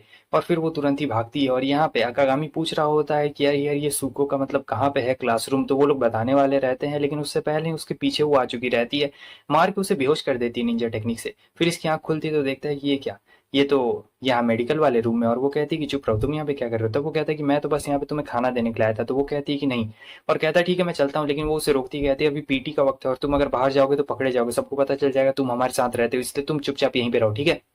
तुम्हें कहीं भी कभी भी जाने की बिल्कुल भी ज़रूरत नहीं है। तब तक इसके फ्रेंड्स यहाँ पे आ चुके रहते हैं और जैसे इसके फ्रेंड्स आते हैं ये उसे तुरंत ही छुपा लेती है। और वो लोग कहने लगते हैं कि तुमने आर्चरी क्लब को क्यों छोड़ दिया, तुम इतना अच्छा करती थी। तब ये बताती है कि मेरे टेम्पल में बहुत ज़्यादा काम था इसलिए मैंने क्लब को छोड़ दिया, और मुझे नहीं लगता वैसे वो सब करने से कुछ भी फ़ायदा होने वाला था, इसलिए मैंने छोड़ दिया। और यहाँ पे ये अंदर में इधर उधर कर रहा होता है, वो उसे पकड़ लेती है और सीधे जाके ये उसके बैलून्स पे गिर चुका रहता है और बहुत ही ज़ोर से ये अंदर में दबा लेती है। लेकिन ऐसी ऐसी हरकतें हो रही होती है अंदर में कि मैं तुम लोग को क्या ही बताऊँ। और वो कहती है कि मैं बिल्कुल ठीक हूँ, तुम लोग मेरी टेंशन मत लो। फिर वो दोनों यहाँ से चली जाती है और ये चैन की सांस लेता है और कहता है कि तुमने आर्चरी क्लब को क्यों छोड़ दिया। और इससे पहले कि ये कुछ बताती तब तक उसके दोस्त वापस से आ जाते हैं और हड़बड़ी में यहाँ पे गड़बड़ी हो जाती है, जहाँ पे इसके दोस्तों ने पूरे एकदम रंगे हाथों पकड़ लिया था। और फिर हमें पता लगता है कि यूजू इसकी रोल मॉडल थी, मतलब यूजू को देख के ही ये आर्चरी क्लब में आई थी। मगर फिर एक दिन कुछ ऐसा होता है कि यूजू ने आर्चरी क्लब को छोड़ दिया था, तो इसके पास भी कोई सॉलिड रीजन नहीं बचता है वहां पे रहने का, तो इसने भी छोड़ दिया था। और तब से ये बस टेम्पल के काम में ही रहती है और कुछ भी नहीं। उसके बाद यूजू आती है और कहती है तुम मेरी मदद करोगे आर्चरी करने में। यहाँ पे ये एकदम एक्सरसाइज जैसा होता है कुछ, तो यहाँ पे वो उसकी मदद करता है, देख रहा होता है और पॉइंट्स भी देता है। फिर बता रही होती है कि अरे यार मजा आता है करने में आर्चरी। और ये जाता है सुको के पास में, लेकिन सुको वहां पे नहीं रहती है, कूरा आती है और कहती है कि तुम्हें दूसरे रास्ते से जाना चाहिए। तब ये दूसरे रास्ते से जाता है और देखते हैं ये यहाँ पे कपड़े चेंज कर रही थी और कहती गधे कहीं के क्या हुआ। तो वो कहता है कि मैंने सारा काम कर दिया है, तुम एक काम करो, तुम आर्चरी क्लब में वापस चली जाओ, तुम्हें मन करता है ना आर्चरी करने का तो तुम वापस चली जाओ, तुम्हें यहाँ की टेंशन लेने की बिल्कुल भी जरूरत नहीं है, मैं हूं ना, मैं यहाँ पे सब चीज संभाल लूंगा। लेकिन वो उसे मना कर देती है, कहती है कि नहीं मैं आर्चरी क्लब में नहीं जाने वाली हूँ, वो तो बस मैं ऐसे ही कुछ दिन के लिए गई थी और मैं नहीं जाने वाली हूँ, मेरा बिल्कुल भी मन नहीं है। तो वहां से चुपचाप खड़ी होती है और यहाँ से जाने लगती है। लेकिन जब सुप को यहाँ रास्ते से पार हो रही होती है तब वो बीच में आर्चरी क्लब मिल चुका रहता है उसे, तो सोचती है कि अरे ये क्या यार, यहाँ पे वापस आ गया, नॉस्टैल्जिया थोड़ा सा फील हो जाता है ना। तो वापस से तीर कमान उठाती है और सोचती है एक बार ट्राई कर लिया जाए, तो ट्राई करती है। मगर इसे ये बिल्कुल अंदाजा नहीं था कि जो अकागामी है वो इसके पीछे ही बैठा हुआ रहता है। और फिर इसे देख के ये तुरंत भागने लगती है, तो वो भी उसके पीछे आता है और कहता है कि क्या बात है। तो यहाँ पे ये सारी बातें बता देती है कि मैंने यूजू की वजह से ही ज्वाइन किया था, लेकिन यूजू ने टेम्पल की काम की वजह से, मतलब उतना उसके ऊपर बोझ आ गया था, इसलिए उसने छोड़ दिया आर्चरी क्लब को। तो मेरे पास भी कोई मोटिवेशन नहीं रहा, तो मैंने भी उस क्लब को छोड़ दिया, क्योंकि यार जहाँ मोटिवेशन नहीं है वहां पे काम करने का क्या ही फायदा। ये सुन के अकागामी को बहुत बुरा लगता है यार, कि मतलब एक जो पैशन रहता है वो इन लोगों ने छोड़ दिया। और ये भी काफी ज्यादा दुखी रहती है, कहती है कि लेकिन मैं क्या ही कर सकती हूँ, कुछ भी नहीं कर सकती हूँ मैं इसमें। अकागामी कहता है कि तुम टेंशन क्यों लेती हूँ, मैं हूं ना, मैं यहाँ पे सारी चीजों को संभाल लूंगा। तो वो कहती है क्या सचमुच? वो कहता है हाँ चलो। और वो उसे एक चीज दिखाने के लिए लेके जाता है और यहाँ पे यूजू प्रैक्टिस कर रही होती है आर्चरी की, तो वो सोचती है कि यहाँ क्यों दिखा रहा है। वो कहता है कि देखो यहाँ पे। और फिर हमें यूजू को दिखाया जाता है जो कि बहुत ही बेकार रहती है आर्चरी में। असल में सुको को हमेशा सा लगता था कि यूजू बहुत ही अच्छी है आर्चरी में, मगर नहीं, वो उसकी नजरों में अच्छी थी। असल में तो यूजू को ठीक से तीर धनुष पकड़ना ही नहीं आता था, जबकि सुको बहुत अच्छी तरीके से काम करती थी। लेकिन अभी वो यकीन नहीं कर रही थी कि नहीं भाई, यूजू को बहुत ही अच्छी तरीके से आता है, तुम बिल्कुल झूठ बोल रहे हो। लेकिन यहाँ पे सब लोग अब उसका मजाक उड़ाने लगते हैं कि अरे नहीं नहीं ऐसा बिल्कुल बात नहीं है, और यूजू भी खुद कहती है मुझे नहीं आता यार चलाने। और सब लोग फिर सूको का मजाक उड़ाने लगते हैं कि लगता है कि तुम यूजू से प्यार करने लगी हो, इसलिए उसकी बुरी हरकतें भी तुम्हें बहुत ज्यादा ही अच्छी लगती है। और फिर वो एकदम गुस्सा होकर कह रही होती है और फिर यूजू भी उससे बोलती है कि अरे देखो मैं तो बस ऐसे ही, मेरा आर्चरी में कभी मन नहीं था, लेकिन तुम्हारा आर्चरी में मन है तो तुम ये काम जरूर कर सकती हो। और फिर यहाँ पे इन लोगों के बीच में हंसी मजाक जो होता है, नॉर्मल हंसी मजाक, वो चल रहा होता है। उसके नेक्स्ट सीन में हमें दिखाया जाता है कि ये जा रही होती है यहाँ पे बाथरूम में, लेकिन गलती से अकागामी का रॉड दिख जाता है इसे और वो तुरंत ही बंद कर लेती है और कहती है कि क्या हुआ, तुमने मेरी मदद क्यों की? हाँ। तो वो बताता है कि देखो तुम्हें पता है तुम्हारी जो आइडेंटिटी बनी है बहुत अच्छी बनी है, और तुम्हें पता है मेरी जो आइडेंटिटी पहले बनी थी वो अभी भी बनी हुई है मेरे डैड की वजह से। तो जो मैं काम करना चाहता था मैं कभी कर नहीं पाता था अच्छी तरीके से, लेकिन जो तुम्हारी आइडेंटिटी है वो बहुत ही ज्यादा अच्छी आइडेंटिटी है।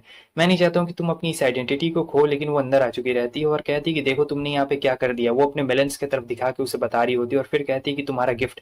वो किस करने नहीं आती है भाई, वो मार्कर से उसके सर पे गधा कहीं का लिख देती है। आगे अगले दिन वो लंच लेके नहीं जाती है और ये उसने जानबूझ के किया था। ये जानबूझ के इस लंच को यहीं पे छोड़ देती है ताकि वो उसे लेके आए, और होता बिल्कुल वैसा ही है। वो उसका लंच लेके यहाँ आता है तो उसकी दोस्त कहती है अच्छा ये तुम्हारा बॉयफ्रेंड, लेकिन ये कहती कि नहीं, हम लोग एक फैमिली की तरह हैं। ये सुन के वो दोनों हैरान हो जाती है कि आखिर फैमिली से क्या मतलब है। फिर वो उसे धक्के मार के बाहर निकालती है और ये देख के काफी खुश होता है कि वापस से पूरा लिख रही थी अक्का के बारे में कि जब से वो यहाँ पे आया है उसने हम सभी की ज़िंदगी ही बदल के रख दी है। वो बहुत ही ज़्यादा अच्छा बंदा है और कभी भी किसी को बुरा-भला कुछ भी नहीं कहता है। तो यहाँ पे वो अपनी डायरी तो ऐसे लिखती नहीं है, लेकिन आज वो लिख रही होती है और अक्का के बारे में स्पेशली लिख रही होती है कि वो हमेशा मुझे एक एडल्ट की तरह ट्रीट करता है। कभी भी छोटे बच्चे की तरह ट्रीट नहीं करता है, जबकि सब मुझे छोटे बच्चे की तरह ट्रीट करते हैं और वो बहुत ही ज़्यादा अच्छा है। तो ये तो भाई उसके सपनों में एकदम खो सी गई रहती है। दूसरी तरफ हमें यूज़ू को दिखाया जाता है, जो परेशान रहती है और सभी लोग को बताती है कि उसका वेट बढ़ गया है। तो ये सुन के सभी लोग चिंता कर रहे होते हैं और कहते हैं कि हाँ, तुम बिल्कुल सही कह रही हो, हमारा भी वेट बढ़ गया है। ऐसा इसलिए हुआ है क्योंकि अक्का हमें बहुत ही ज़्यादा टेस्टी-टेस्टी खाना खिलाता है। हालाँकि इसमें उसकी कोई भी गलती नहीं है, वो तो खाना खिलाएगा ही यार, और वो आजकल इतना बढ़िया-बढ़िया खाना बनाता है कि क्या ही बोला जाए। लेकिन ये लोग सोचते हैं कि अगर उसे पता चल गया कि हमारा वेट बढ़ गया है, तो हम लोग क्या करेंगे? हमारी तो भाई बेइज़्ज़ती हो जाएगी, घोर बेइज़्ज़ती हो जाएगी। तो चलो हमें अच्छी तरीके से ट्रेनिंग करनी पड़ेगी, ताकि हम लोगों का वेट थोड़ा-सा कम हो सके। तो इसके लिए सभी लोग जोश में आ चुके रहते हैं और कहते हैं कि हाँ, कल से हम लोग वेट ट्रेनिंग करेंगे और देखना पूरी एकदम जी-जान लगा के यहाँ पे ट्रेनिंग करने वाले हैं। लेकिन नहीं भाई, इन लोगों से थोड़े होने वाला था। ये लोग ट्रेनिंग करने की कोशिश तो करते हैं, मगर पेट इतना निकला हुआ रहता है कि हो ही नहीं रहा होता है। सिर्फ़ कूरा ही यहाँ पे वो कर पा रही होती है अच्छी तरीके से, वरना कोई भी नहीं कर पा रहा होता है, क्योंकि वो तो पतली रहती है। दिन बीत जाते हैं मगर हो नहीं पाता इन सभी लोगों से।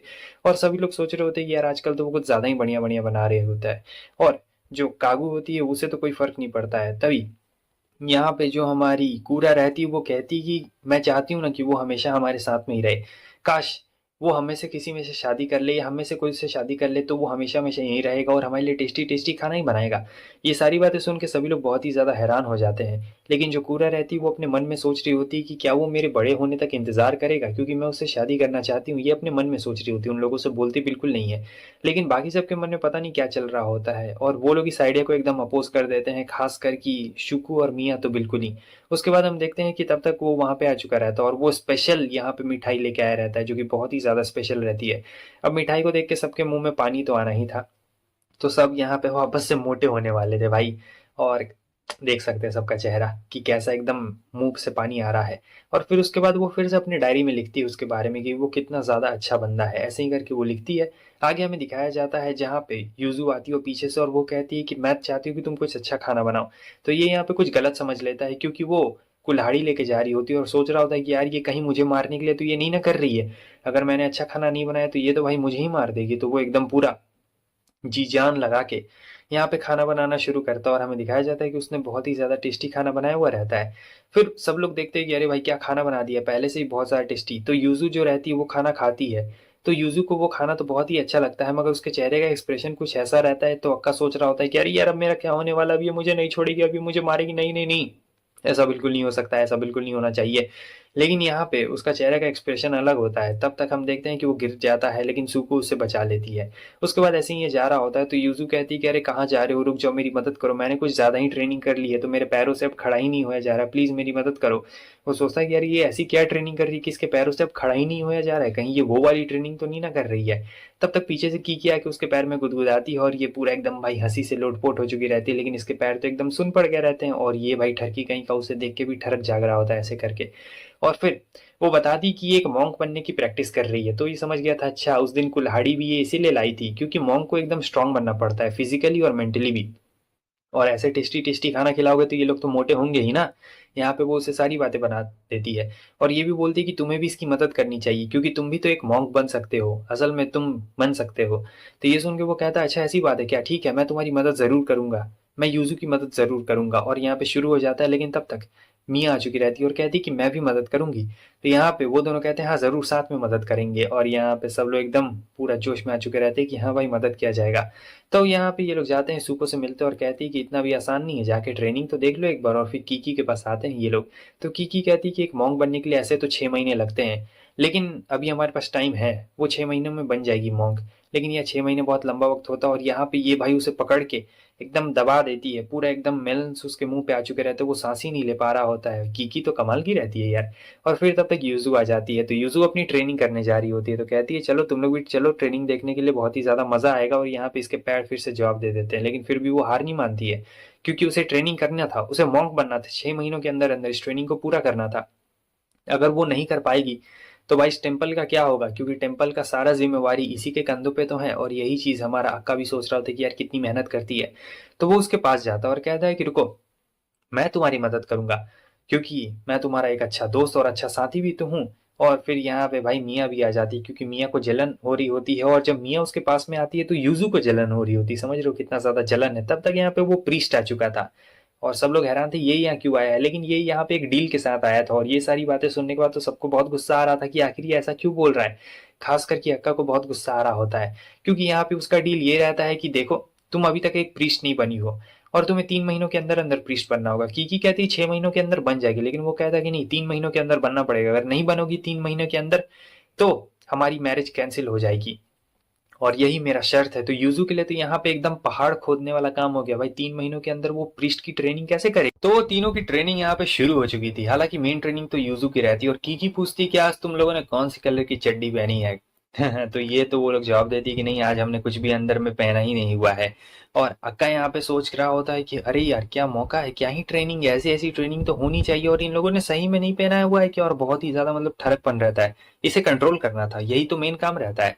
और फिर यहाँ पे चुपचाप यहाँ पे ये बैठा हुआ रहता है और सोच रहा होता है ये ट्रेनिंग तो भाई आसान है, यहाँ पे मैं नेचर के पास हूँ, कितना ज्यादा अच्छा नेचर है यार, मस्त मजा आ रहा है, ये सब आसान है। लेकिन जब कीकी उन दोनों लड़कियों को मार रही होती है कंधे पे, क्योंकि थोड़ा सा भी डिस्ट्रैक्ट होता है तो मारना रहता है ना, तो वहां पे उनके दोनों गुब्बारे आगे पीछे हिल रहे होते हैं। तो यहाँ पे ये बंदा सुन लेता है और आंख खोल के देखता है और डिस्ट्रैक्ट हो जाता है पूरी तरीके से। कीकी पूछती है कि क्या हुआ, तुम इतने अनकंफर्टेबल क्यों लग रहे हो, लेकिन कुछ बोल नहीं रहा होता और इधर उधर हिल रहा होता है। तो वो अब इसे भी मारना शुरू करती है और कहती है क्या हुआ, गिर गया क्या, लेकिन उसका तो पहले ही उठ चुका है और वो कैसे गिर सकता है भाई, क्योंकि यहाँ पे तो अब लिखना रहता है, तो गिर के कोई नहीं लिख सकता है, हाथ गिरा के ही लिखना पड़ता है। और कीकी कहती है बहुत अच्छा, लेकिन बात ये रहता है कि ये ठरकी कहीं का देखने लगता है यूजू के मेलन्स की तरफ, और जो पेन यहाँ पे चल रहा होता है वो पेन कुछ और ही हो जाता है और गलती से ये इंक अपने ऊपर ही गिरा लेता है। तो समझ रहे हो इंक कहाँ पे गिर गया है। अब मियाँ भी इतनी ठरकी नजरों से उसे देख रही होती है और कहती है कि लाओ लाओ मैं साफ कर देती हूँ, लेकिन वो कहता है कि नहीं नहीं, ये सब तुम्हें करने की बिल्कुल भी जरूरत नहीं है, तुम बिल्कुल भी साफ मत करो, मैं अकेले ही ये सब कर लूंगा। क्योंकि वो जानता था कि अगर वो साफ करेगी तो पक्का कुछ गड़बड़ होगी। यूसुफ भी भाई उसे बहुत मारती और ये दोनों उससे माफी मांग रहे होते, कह रहे होते कि यार हमें माफ कर दो, लेकिन वो कहती कोई बात नहीं, हो जाती, इंसानों से ही गलती होती है। तो इनकी ट्रेनिंग यहाँ पे अभी खत्म थोड़ी हुई थी, ये लोग हंस रहे होते हैं, लेकिन अभी इनकी ट्रेनिंग जारी ही रहती है। क्योंकि जब ये लोग घर पहुंचते हैं तो पता लगता है कि एक स्पेशल ट्रेनिंग भी होने वाली है, तुम लोग को साथ में रूम में सोना पड़ेगा। और ये अपने आप को कंट्रोल करने की ट्रेनिंग है, क्योंकि रहते तो सब बड़े बड़े हैं तो डिजायर्स को कंट्रोल करना रहता है। और कीकी सोच रही होती कि कैसे, हायर अप से ऑर्डर आया था कि 3 महीनों के अंदर ही ट्रेनिंग पूरी करनी है। हालांकि उससे पहले भी करेगी तो ज्यादा अच्छी बात है, और अगर नहीं करेगी तो इनका भाई टेम्पल खतरे में आ जाएगा, जो कि बहुत ही ज्यादा बुरी बात होगी। तीनों रोल जैसे हो गए थे, इसलिए रात में अच्छे से बिल्कुल नहीं सो पाए थे। और अब यहाँ पे नहीं सोए रहते हैं तो इन्हें स्टीम में जाना रहता है। की कहती है कि यहाँ पे तुम लोग का डिजायर्स का रियल टेस्ट होने वाला है, खास करके हमारे अक्का का रियल टेस्ट होने वाला है, क्योंकि ये तो भाई एक नंबर का ठरकी रहता है। दो लड़कियों के साथ इसे एक रूम में भेज दिया गया रहता है, वो भी ये स्टीम वाला रूम में, तो बेचारा कैसे अपने डिजायर्स को कंट्रोल कर पाएगा। तो वही करना रहता है, मेन कंट्रोल अपने डिजायर्स पे ही करना रहता है। और ये दोनों मदद कर रहे होते हैं यूजू की, क्योंकि यूजू को ही तो मेन प्रीस्ट बनना रहता है। और यहाँ बेचारी ये कंट्रोल नहीं कर पा रहा होता है। समझ रहे हो ना मैं क्या कहने की कोशिश कर रहा हूँ, क्योंकि उसे सब चीज याद आने लगता है, पुरानी बातें एकदम सब चीज याद आ रही होती है। फिर मियाँ भी उधर से कह रही होती है कि अरे क्या हो गया है तुम्हें, तो वो कुछ भी कह ही नहीं रहा होता है। और यूजू भी यहाँ पे बोलने लगती है। यहाँ पे ये लोग अपने रात वाली बात याद करने लगते हैं, जब सभी लोग साथ में सोए हुए रहते हैं। और भाई इन लोग का बहुत ही अजीब चल रहा होता है। मतलब यहाँ पे जो यूजू रहती है वो अपने डिजायर्स के बारे में इन लोग को बताना शुरू करती है कि हाँ यार हाँ, मेरे अंदर भी डिजायर है वो सब करने की। दोनों सुन के एकदम हैरान हो जाते हैं कि ये क्या, कहीं हमारा प्लान फेल तो नहीं ना हो गया। लेकिन वो कहती है कि नहीं, मेरा ही बहुत ज्यादा मन करता है, हो सकता है कि वो लोग हमें एक्सपीरियंस दिलवाना चाहते हो। लेकिन ये लोग कहते हैं कि नहीं नहीं, ऐसा कुछ भी बात नहीं, एक्सपीरियंस एक्सपीरियंस कुछ भी नहीं। और फिर सब लोग एक दूसरे के साथ अपने डिजायर्स को शेयर करते हैं, क्योंकि आप अपने डिजायर्स को जितना दबाइएगा वो उतना ज्यादा निकलेगा, और जितना निकालिएगा उतना ज्यादा कम निकलेगा। समझे क्या कहना चाहता हूँ। कीकी कहती है कि वाह, तुम लोगों ने सभी एक दूसरे से अपने डिजायर्स की बात कर ली है, तब तो तुम लोगों ने बहुत ही ज्यादा अच्छा काम किया है। क्योंकि एक प्रीस्ट का सबसे अच्छा और महत्वपूर्ण वेपन यही होता है कि वो अपने ठरकपन को अपने आगे ना आने दे। और ऐसे ही कर करके इनकी जिंदगी ऐसे चल रही होती है, प्रीस्ट बनने की जिंदगी चल रही होती है। लेकिन कीकी को और भी ज्यादा ख्यालात आते हैं, तो इन्हें लगता है कोई ट्रेनिंग है, लेकिन वो कहती है कि हमेशा ट्रेनिंग थोड़े करवाऊंगी, जाओ क्रिसमस आने वाला है, आराम करो। अकागामी यहाँ पे हैरान होते हैं, यार क्रिसमस आने वाला है, तो वो कहती है यूज़ू की क्या वो कोई बात है क्या? तो वो बताता है कि यार हर क्रिसमस पे मेरे डैड अपनी गर्लफ्रेंड्स को लेके आ जाया करते थे, एक नहीं बहुत सारी थी। और फिर हर रात बहुत ज़्यादा अजीब-अजीब आवाज़ें आया करती थी, मैं बहुत ही ट्रॉमाटाइज़ हो गया यार वो आवाज़ सुन-सुन के बचपन से ही। मुझे मुझे अब क्रिसमस से एकदम नफ़रत होने लगा है यार, मैं बिल्कुल भी इस क्रिसमस को पसंद नहीं करता हूँ। तो यूज़ू कहती है कि अरे यार इतना परेशान क्यों है? चलो मेरे साथ घूमने चलो, अच्छा लगेगा तुम्हें। तो वो आ गया रहता है भाई यूज़ू के साथ घूमने के लिए, मौका जो मिला हुआ रहता है और वो एकदम नर्वस रहता है कि यूज़ू के साथ मैं कैसे घूमूँगा, इतनी ब्यूटीफुल लड़की और मैं कहाँ एकदम ठरकी सा, गरीब सा इंसान। लेकिन फिर भी वो अपनी इच्छा को मार रहा होता है, उसके साथ घूम रहा होता है, बहुत ही हैप्पी रहता है यहाँ पे अपने ठरकीपन को हटा के, लेकिन सोच रहा होता है यार मैं कितना ज़्यादा लकी हूँ। और वो यूज़ू कहती है क्या कर रहे हो? तो वो कहता है नहीं, नहीं कुछ भी नहीं, कुछ भी नहीं। और कहती है कि चलो अंदर चलते हैं, वहाँ एक शॉप है। तो वो उसे एक शॉप में लेके आती है और इस शॉप में ना कुछ ऐसे मिलते थे जो कि प्रीस्ट्स के काम आया करते थे और ये कुछ मोतियों से बनाए गए रहते हैं, बहुत ही अच्छे दिख रहे होते हैं और काफ़ी ज़्यादा महँगे भी रहते हैं। तो वो कहती है कि तुम्हें पता है, जब मैं थोड़े और पैसे कमाने लगूँगी ना तब देखना मैं इन्हें ज़रूर खरीदूँगी क्योंकि ये बहुत ही ज़्यादा ब्यूटीफुल हैं और काफ़ी ज़्यादा अच्छे भी लगते हैं। अकागामी यहाँ पे सोच रहा होता है कि यार ये कितनी ज़्यादा क्यूट लग रही है। मुझे ऐसा लग रहा है कि मैं ही इसे खुद गिफ्ट दे दूँ, लेकिन मैं तो इससे भी गरीब हूँ। शॉप की ओनर वहाँ पे आती है और कहती है कि अरे तुम दोनों तो कपल हो ना, कितने ज़्यादा अच्छे लगेंगे तुम्हारे ऊपर ये ब्रेसलेट्स, देखो ये एकदम कपल वाले ब्रेसलेट्स है, अगर तुम वो नहीं लेना चाहते हो तो ये ले सकते हो। लेकिन वो लोग बताते नहीं हम लोग कपल बिल्कुल नहीं है। तो वो लेडी कहती है अरे इस लड़की को देखो ना, कितना अच्छा इसका ड्रेसिंग सेंस है, इसने मेकअप भी कितना अच्छा किया, ये तो तुम्हारी वाइफ जैसी लग रही है, क्या तुम लोग का एंगेजमेंट हो गया? लेकिन अका कह रहा होता है कि यार नहीं ऐसी बात बिल्कुल भी नहीं है और यूजू यहाँ पे पूरा एकदम शर्मा चुकी रहती है क्योंकि वो भाई उसे अक्का की वाइफ बोल रही होती है और उसे पूरा एकदम शर्म आ रहा होता है और शर्म के मारे वो कहती है कि प्लीज आप मुझे ये दे दीजिए, ये दीजिए। और तुरंत ही वो वहां से जाने की फिराक में रहती है क्योंकि वो ज्यादा देर नहीं रह सकती थी, एम्बेरसमेंट फील हो रही होती है ना क्योंकि वाइफ बोल दिया रहता है एक तरीके से। और फिर अब ये दोनों जा रहे होते हैं जहाँ पे अक्का बताता है कि यार ये मेरा लाइफ का सबसे अच्छा क्रिसमस है अभी तक का। और वो कहती है कि मेरी भी जिंदगी का एक तरीके से ये बहुत ही अच्छा क्रिसमस है, दोनों एक दूसरे के साथ टाइम स्पेंड जो कर रहे होते हैं। और यहाँ दूसरी तरफ सबकी बैठक चल रही होती है तो सब बोलते हैं कि यार जब से अक्का हमारी लाइफ में आया है तब से जिंदगी काफी ज्यादा बदल चुकी है, मतलब जिंदगी एकदम ट्रैक पे आ गई है। पहले ट्रेन ट्रैक से उतरी हुई थी लेकिन अब अच्छी सी आ गई है। और यहाँ पे पहले सब इससे नफरत करते थे, अब सब इसे पसंद भी करने लगे हैं, मगर देखो ऐसा होता नहीं है क्योंकि भले सभी लोग यहाँ पे पसंद करते हैं मगर कुछ लोग अभी भी ऐसे हैं जो उसे पसंद नहीं करते, या आप उससे कह सकते हैं कि कुछ लोग ज्यादा इंटरेस्ट लेते हैं और ज्यादा इंटरेस्ट लेने में नुकसान होता है। तो जो इनके टेम्पल के पीछे वाला घर रहता है वहीं पे ये सभी लोग क्रिसमस पार्टी भी मना लेते हैं क्योंकि देखो क्रिसमस पार्टी तो कहीं भी तुम लोग मना सकते हो, ऐसा कुछ थोड़े ना है। और जो हमारा कागामी है उसने एकदम सब तैयारी भी कर दिया रहता है, उसने बहुत ही डिलीशियस खाना भी बनाया रहता है। सब लोग एकदम देख के हैरान हो चुके रहते हैं कि अरे भाई ये इसने क्या खाना बना दिया है, और यहाँ पे आज स्पेशल खाना भी बना हुआ रहता है जैसा कि आप देख सकते हैं। कोई नहीं रुकने वाला था भाई, सब लोग एकदम खाने के ऊपर टूट पड़ते हैं, बिल्कुल एकदम खाना बहुत ही ज्यादा टेस्टी बना हुआ रहता है और कहता है तुम ही लोग के लिए स्पेशल मैंने बनाया है, खा लो खा लो। सब लोग काफी मजे से खा रहे होते हैं, सब खा लेते हैं। तो यहाँ पे गिफ्ट देने की बारी आती है और तब यूजू कहती है चलो सब लोग एक दूसरे को गिफ्ट देते हैं, रैंडम होगा ये सब क्योंकि कौन किसको क्या देगा पता नहीं है। लेकिन ये कहता है मैं गिफ्ट भूल गया, रुको मैं अपनी हड्डियां भी बेच के लाऊंगा लेकिन गिफ्ट लाऊंगा। लेकिन वो लोग कहते हैं नहीं ऐसा करने की कोई भी जरूरत नहीं है, चलो हम लोग रैंडम यहाँ पे चूज करेंगे। तो सब लोग रैंडम रैंडम यहाँ पे गिफ्ट चूज कर रहे होते हैं जहाँ पे पता नहीं क्या क्या मिलता है, कुछ डॉल मिलता है और कुछ अलग ही मिल रहा होता है, मैं तुम लोग को बता नहीं सकता हूँ। काफी अच्छा चीज मिल रहा होता है और जो कागू रहती है वो इन लोग को गिफ्ट देती है हॉट स्प्रिंग का। और ये कुछ अलग ही अकामे को भी गिफ्ट मिलता है भाई, बहुत ही ज़्यादा मिलता है, अच्छा खासा गिफ्ट मिलता है। कुछ फ़ोटोज़ मिली होती है, तुम लोग समझ सकते हो कैसी फ़ोटोज़ दी होती है कागू ने यहाँ पे उसे। तो यहाँ पे कागू के पास भी और गिफ्ट रहता है, वो कहती है कि देखो ना ये हॉट स्प्रिंग का गिफ्ट है, ये एकदम फ्री है, पास फ्री है, पूरा एकदम प्रीमियम हॉट स्प्रिंग वाला है और बहुत ही ज़्यादा मज़ा आएगा। तो हमें हॉट स्प्रिंग में चलना भी है। लेकिन पता नहीं जो कागू रहती है ना उसका प्लान कुछ और ही रहता है, वो इतनी आसानी से तो समझ सकते हो ना अकागामी को नहीं जाने देने वाली। नेक्स्ट सीन में हमें यूजू और अकागामी को दिखाया जाता है जो दोनों साथ में यहाँ पे प्रे कर रहे थे। और वो कहती तुम्हें कोई प्रॉब्लम तो नहीं ना है मैं तुम्हारे साथ प्रे कर रही हूँ? तो वो कहता है नहीं कोई भी प्रॉब्लम नहीं है। तब वो बताती कि जब से डैड गए हैं और मॉम हेड प्रीस्ट बनी है तब से मैं यहाँ पे अकेले ही हमेशा प्रे करती आई हूँ और कोई भी प्रे करते नहीं आया है। लेकिन ये कहता है कि मैं भी आज पहली बार किसी के साथ में प्रे कर रहा हूँ और मुझे काफी ज्यादा अच्छा महसूस हो रहा है। लेकिन ये गिफ्ट लेके आया रहता है भाई यूजू के लिए, और उसे दिया नहीं था उस वक्त क्योंकि अगर उस वक्त दे देता तो बहुत ही ज्यादा हंगामा मच जाता, तहलका हो जाता। इसलिए वो कह रहा होता है कि मैं यहाँ पे तुम्हारे लिए कुछ लेके आया हूँ, मैं तुम्हें कुछ देना चाहता हूँ एक स्पेशल गिफ्ट। तो ये यहाँ पे उसे वही ब्रेसलेट दे देता है और वो भी इसके लिए गिफ्ट लेके आई थी और दोनों वही कपल वाला ब्रेसलेट रहता है। इन्हें याद आ रहा होता है कि शॉपकीपर ने किस तरीके से बताया था कि ये कपल्स वाला ब्रेसलेट है। और हाँ, दोनों बहुत ही ज़्यादा यहाँ पे शर्मा गए रहते हैं कि अरे यार ये, फिर वो दोनों एक दूसरे को शुक्रिया भी कहते हैं क्योंकि दोनों का क्रिसमस आज पहली बार इतना ज़्यादा अच्छा मना हुआ रहता है, बहुत ही ज़्यादा अच्छा लगता है। तब तक किकी आ जाती, कहती कि तुम दोनों यहाँ हो, मैं तुम लोग को कहाँ कहाँ ढूंढ रही थी। असल में बात यह है कि जो इन्वेस्टिगेशन होने वाली है वो हमारे टेम्पल में ही होगी और हमें टेम्पल को अच्छी तरीके से एकदम सुधारना पड़ेगा, पूरा एकदम चमकाना पड़ेगा, और अगर हम लोग ऐसा नहीं कर पाते हैं तो तुम प्रीस्ट कभी भी बन नहीं पाओगी, क्योंकि एक इन्वेस्टिगेशन बैठने वाली है। और ये सुन के दोनों हैरान हो जाते, कहते हैं कि आखिर हम लोग टेम्पल को कैसे चमकाएंगे, लेकिन वो कहती है कि नहीं, अभी सब सोचने का बिल्कुल भी वक्त नहीं है, क्योंकि अभी तो हमें जाना है, हॉट स्प्रिंग में जाना है, तो तुम लोग अभी तक ये सब बातें बिल्कुल नहीं सोचो, बाद में देखा जाएगा जो होगा। कितनी भी टेंशन हो किसी को क्या फर्क पड़ता है, सब लोग हॉट स्प्रिंग में आ चुके थे, क्योंकि ये प्रीमियम और फ्री रहता है तो बहुत ज्यादा मजा आने वाला रहता है।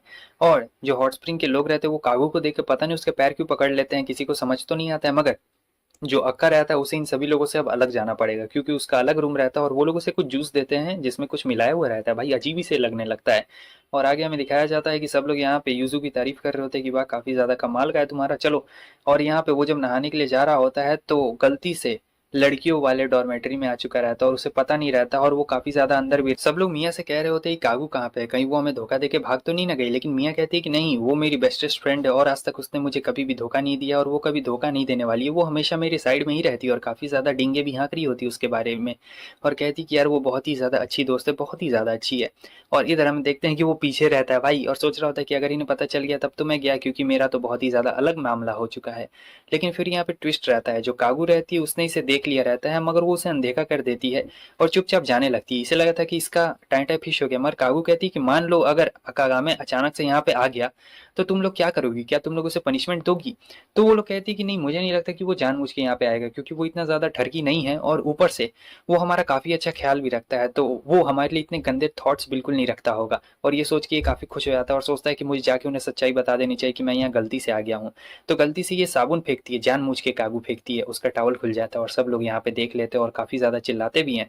और फिर सब लोग इसे पनिशमेंट भी देते हैं, लेकिन फिर उसे माफ भी कर देते, कहते हैं कि हम लोग जा रहे हैं और तुम यहीं पे रहो, ठीक है।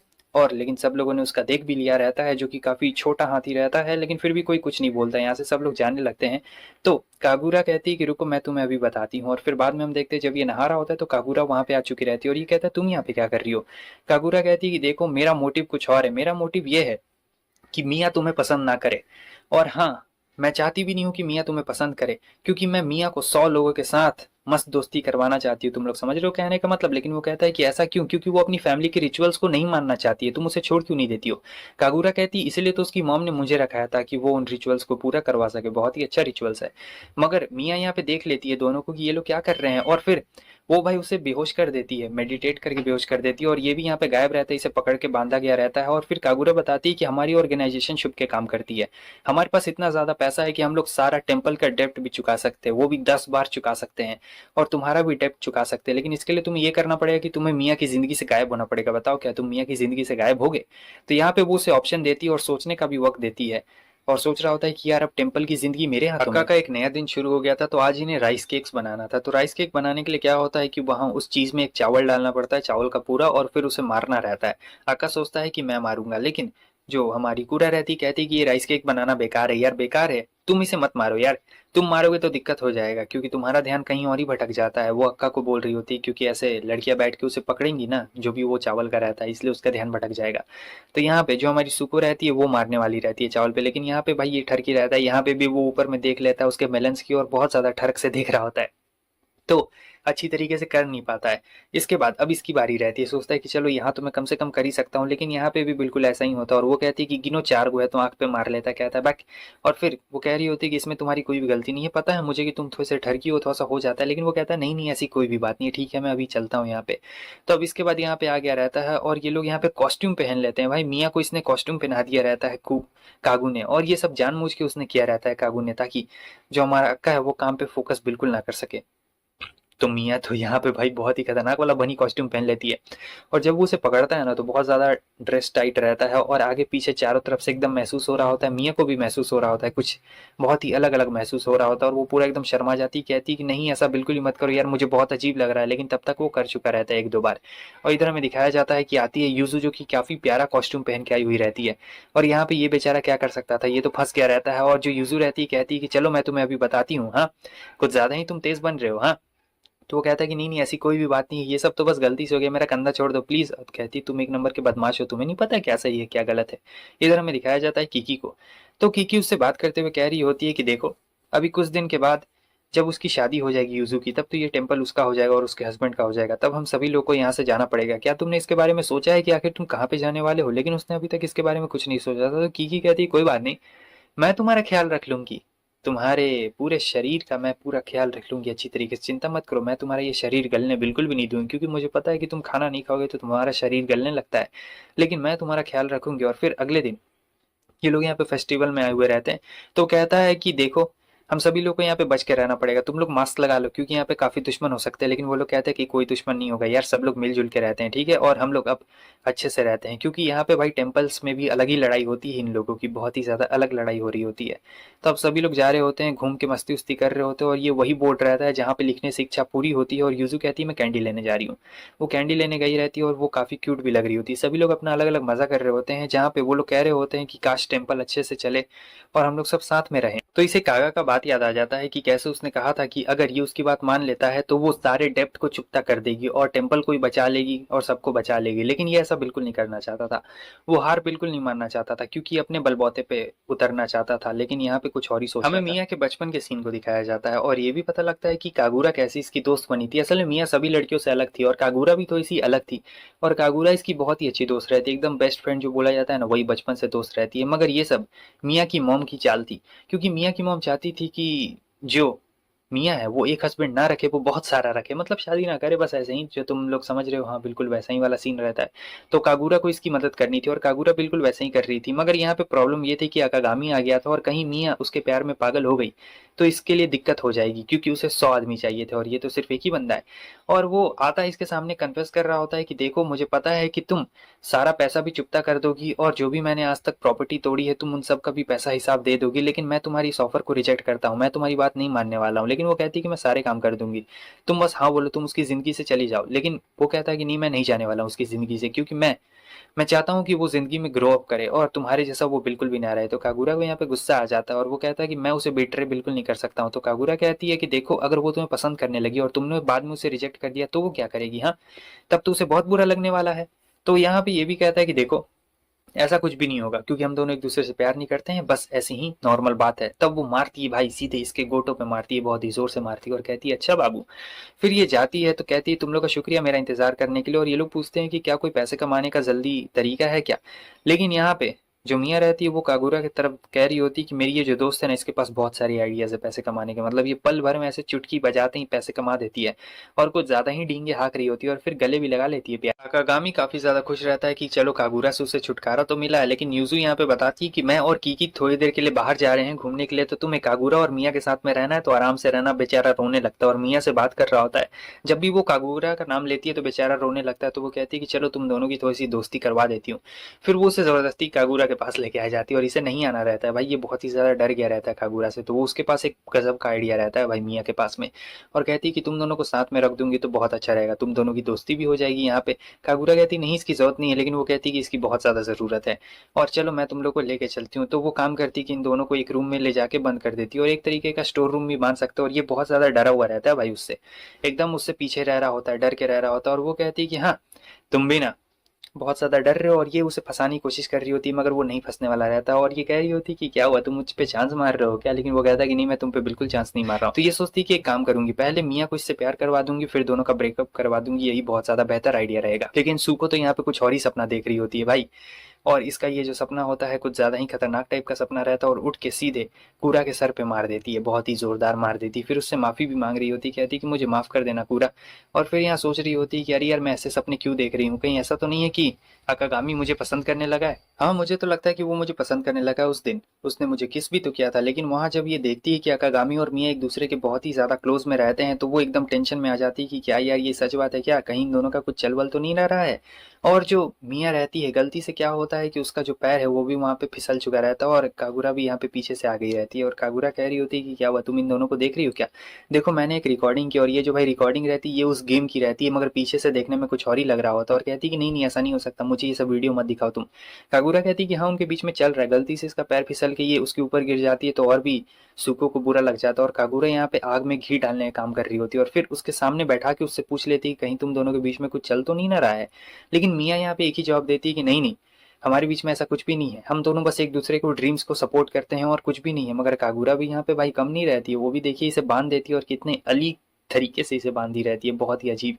और फिर हमें दिखाया जाता है कि वहाँ पे अकागामी भी आ चुका रहता है और अकागामी कहता है कि अरे ये सब क्या है, और वो भी देख के शर्मा जाता है, मियाँ भी शर्मा जाती है और सुको कहती है कि मेरे तरफ मत देखो भाई, मुझसे कुछ मत पूछो, मैं कुछ नहीं बताना चाहती हूँ, क्योंकि यहाँ पे तो इसे गलत फहमी हो गई थी। और कागुरा भाई बहुत ही ज़्यादा शातिर रहती है और फिर कूरो भी वीडियो देख लेती है, तो कहती है कि मुझे लगता है कि ये लोग वो गेम खेल रहे हैं और ऐसा वैसा कुछ भी नहीं है, क्योंकि देखो वहाँ पे वो मैट भी बिछा हुआ है रंग बिरंगा वाला।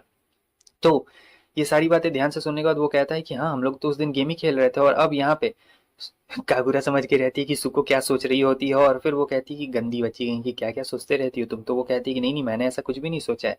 इधर हमें अकागामी को दिखाया जाता है जो सोचता है कि चलो खाना बना देता हूँ अब, लेकिन चावल तो रहते ही नहीं है भाई, चावल एकदम पूरा खत्म। मतलब अभी ये लोग एकदम कंगाल हो गए, इनके पास चावल भी नहीं रहता है। और फिर मियाँ कहती है भूख लगी है मुझे, लेकिन वो कहता है चावल बिल्कुल नहीं है।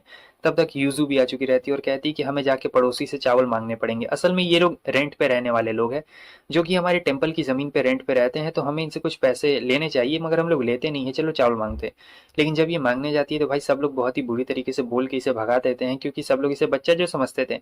इन्हें कहीं से भी कुछ भी नहीं मिलता और खाली हाथ ये लोग बस बैठे हुए रहते हैं। तो ये कहती है कि चलो यहाँ पे चलते, और यहाँ पे सही में भाई इन्हें चावल मिल गया था, क्योंकि ये जो बंदी रहती है ये भी रेंट ही पे रहती थी, ये सब टेम्पल की ज़मीन रहती है।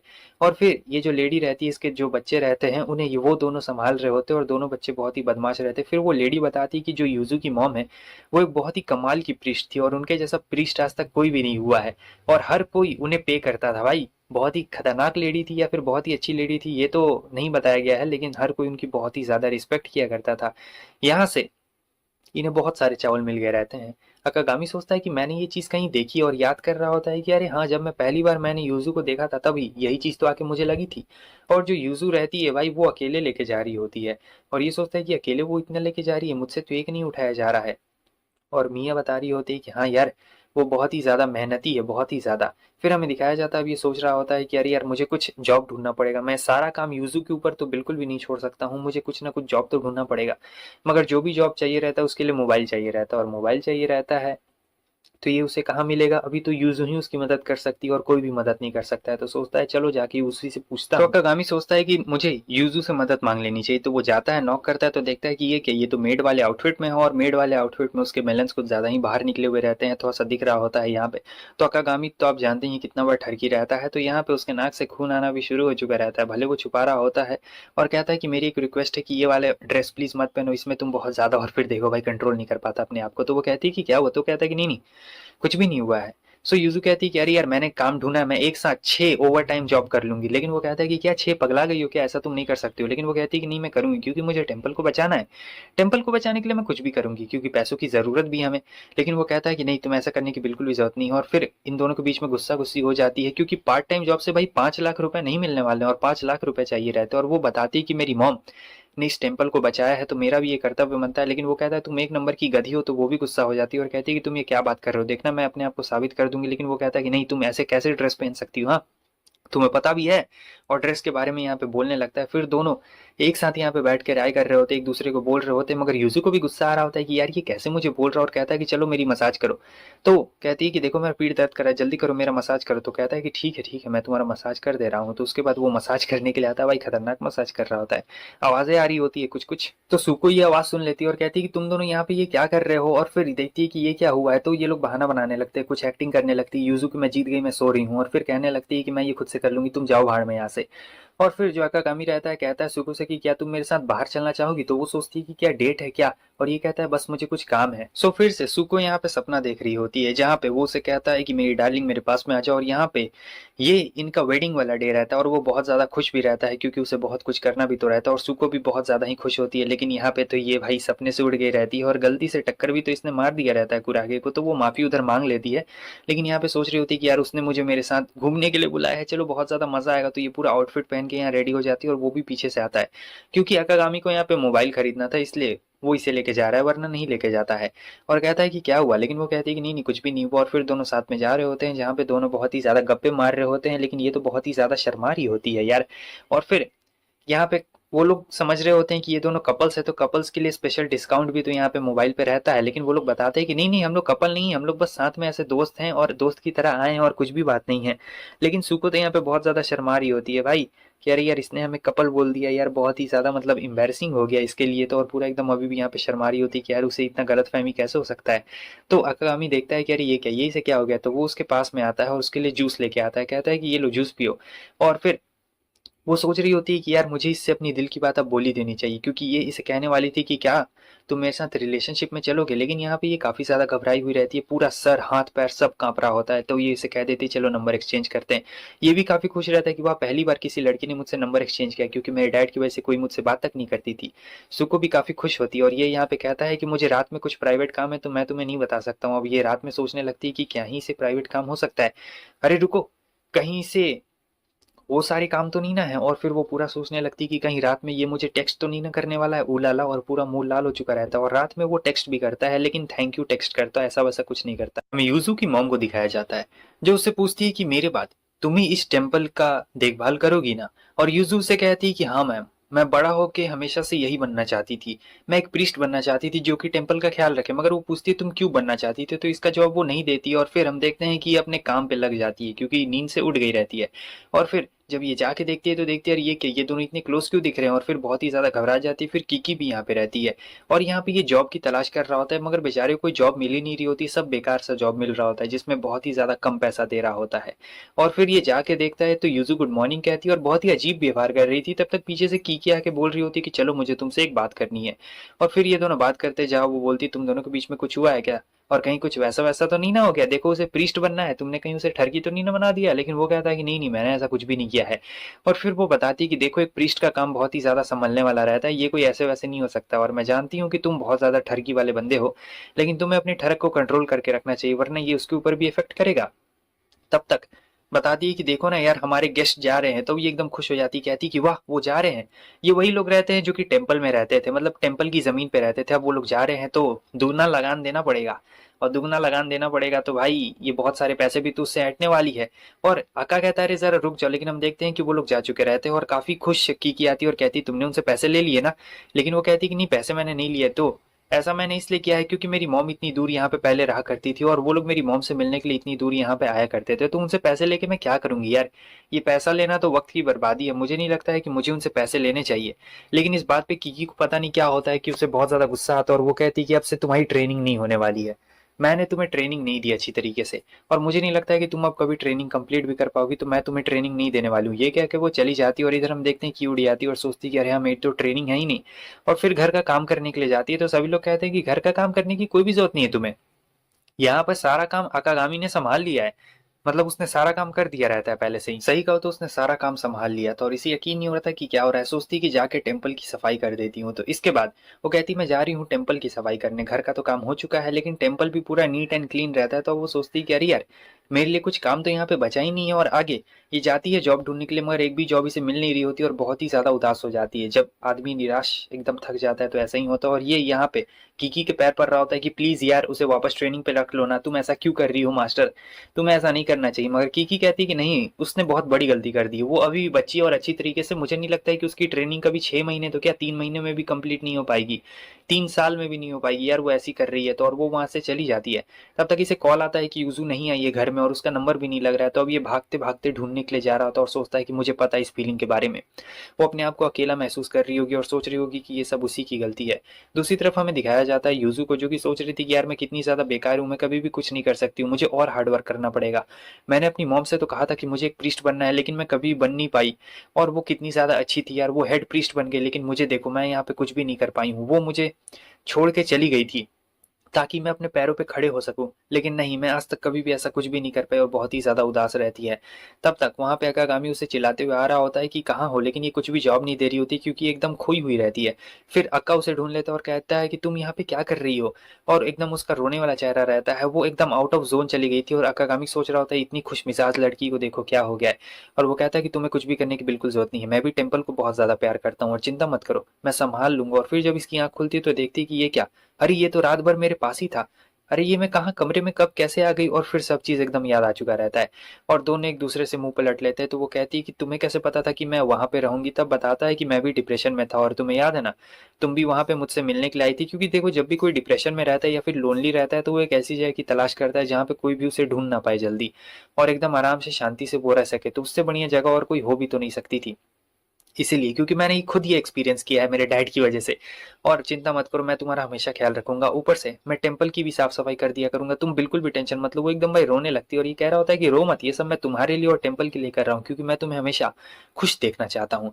तब तक बाकी सब लोग आ जाते हैं और कहते हैं कि हमने तुम दोनों की सारी बातें सुन ली और तुम्हें क्या लगता है यूजू, सिर्फ तुम ही टेम्पल की परवाह करती हो? हम लोग भी टेम्पल की परवाह करते हो और हम लोग तुम्हारी भी परवाह करते हैं, बेवकूफ लड़की कहीं की। हाँ, तुम अपने आप को ऐसा क्यों कर रही हो? और तुम्हारे पास अकागामी का नंबर नहीं है? हम सभी लोग के पास है। और फिर वो उसका नंबर ले लेती है भाई सबसे आखिरी में, मेन हीरोइन। और फिर किकी से वो कहती है कि प्लीज मुझे वापस से ट्रेनिंग देना शुरू कर दीजिए मास्टर। तो किकी यहाँ पे मान जाती है और कहती है कि ठीक है, ट्रेनिंग पे तुम वापस से बाद में आ जाना, लेकिन अभी थोड़ा सा मजे करो। और आगे हम देखते हैं कि अब ये कहता है कि तुम्हारा बहुत बहुत शुक्रिया। लेकिन किकी कुछ जवाब नहीं देती, वो चली जाती है। और फिर ये आता है इसके पास तो कहती है कि अब मैं जॉब ढूंढना छोड़ दूंगी क्योंकि मुझे लगता है कि मेरा घर यहीं पे है, मुझे यहीं टाइम स्पेंड करना चाहिए। और बहुत ज्यादा अकागामी भी खुश होता है क्योंकि यहाँ पे इनका सारा काम एकदम नॉर्मल चल रहा होता है। और बस इसी के साथ दोस्तों ये जो सीरीज है यहीं पे खत्म होती है। देखो, हाइप कर देना, लाइक कर देना, इसे बनाने में बहुत ज़्यादा मेहनत लगी है। कमेंट करके बताना तुम्हें कैसा लगा और कौन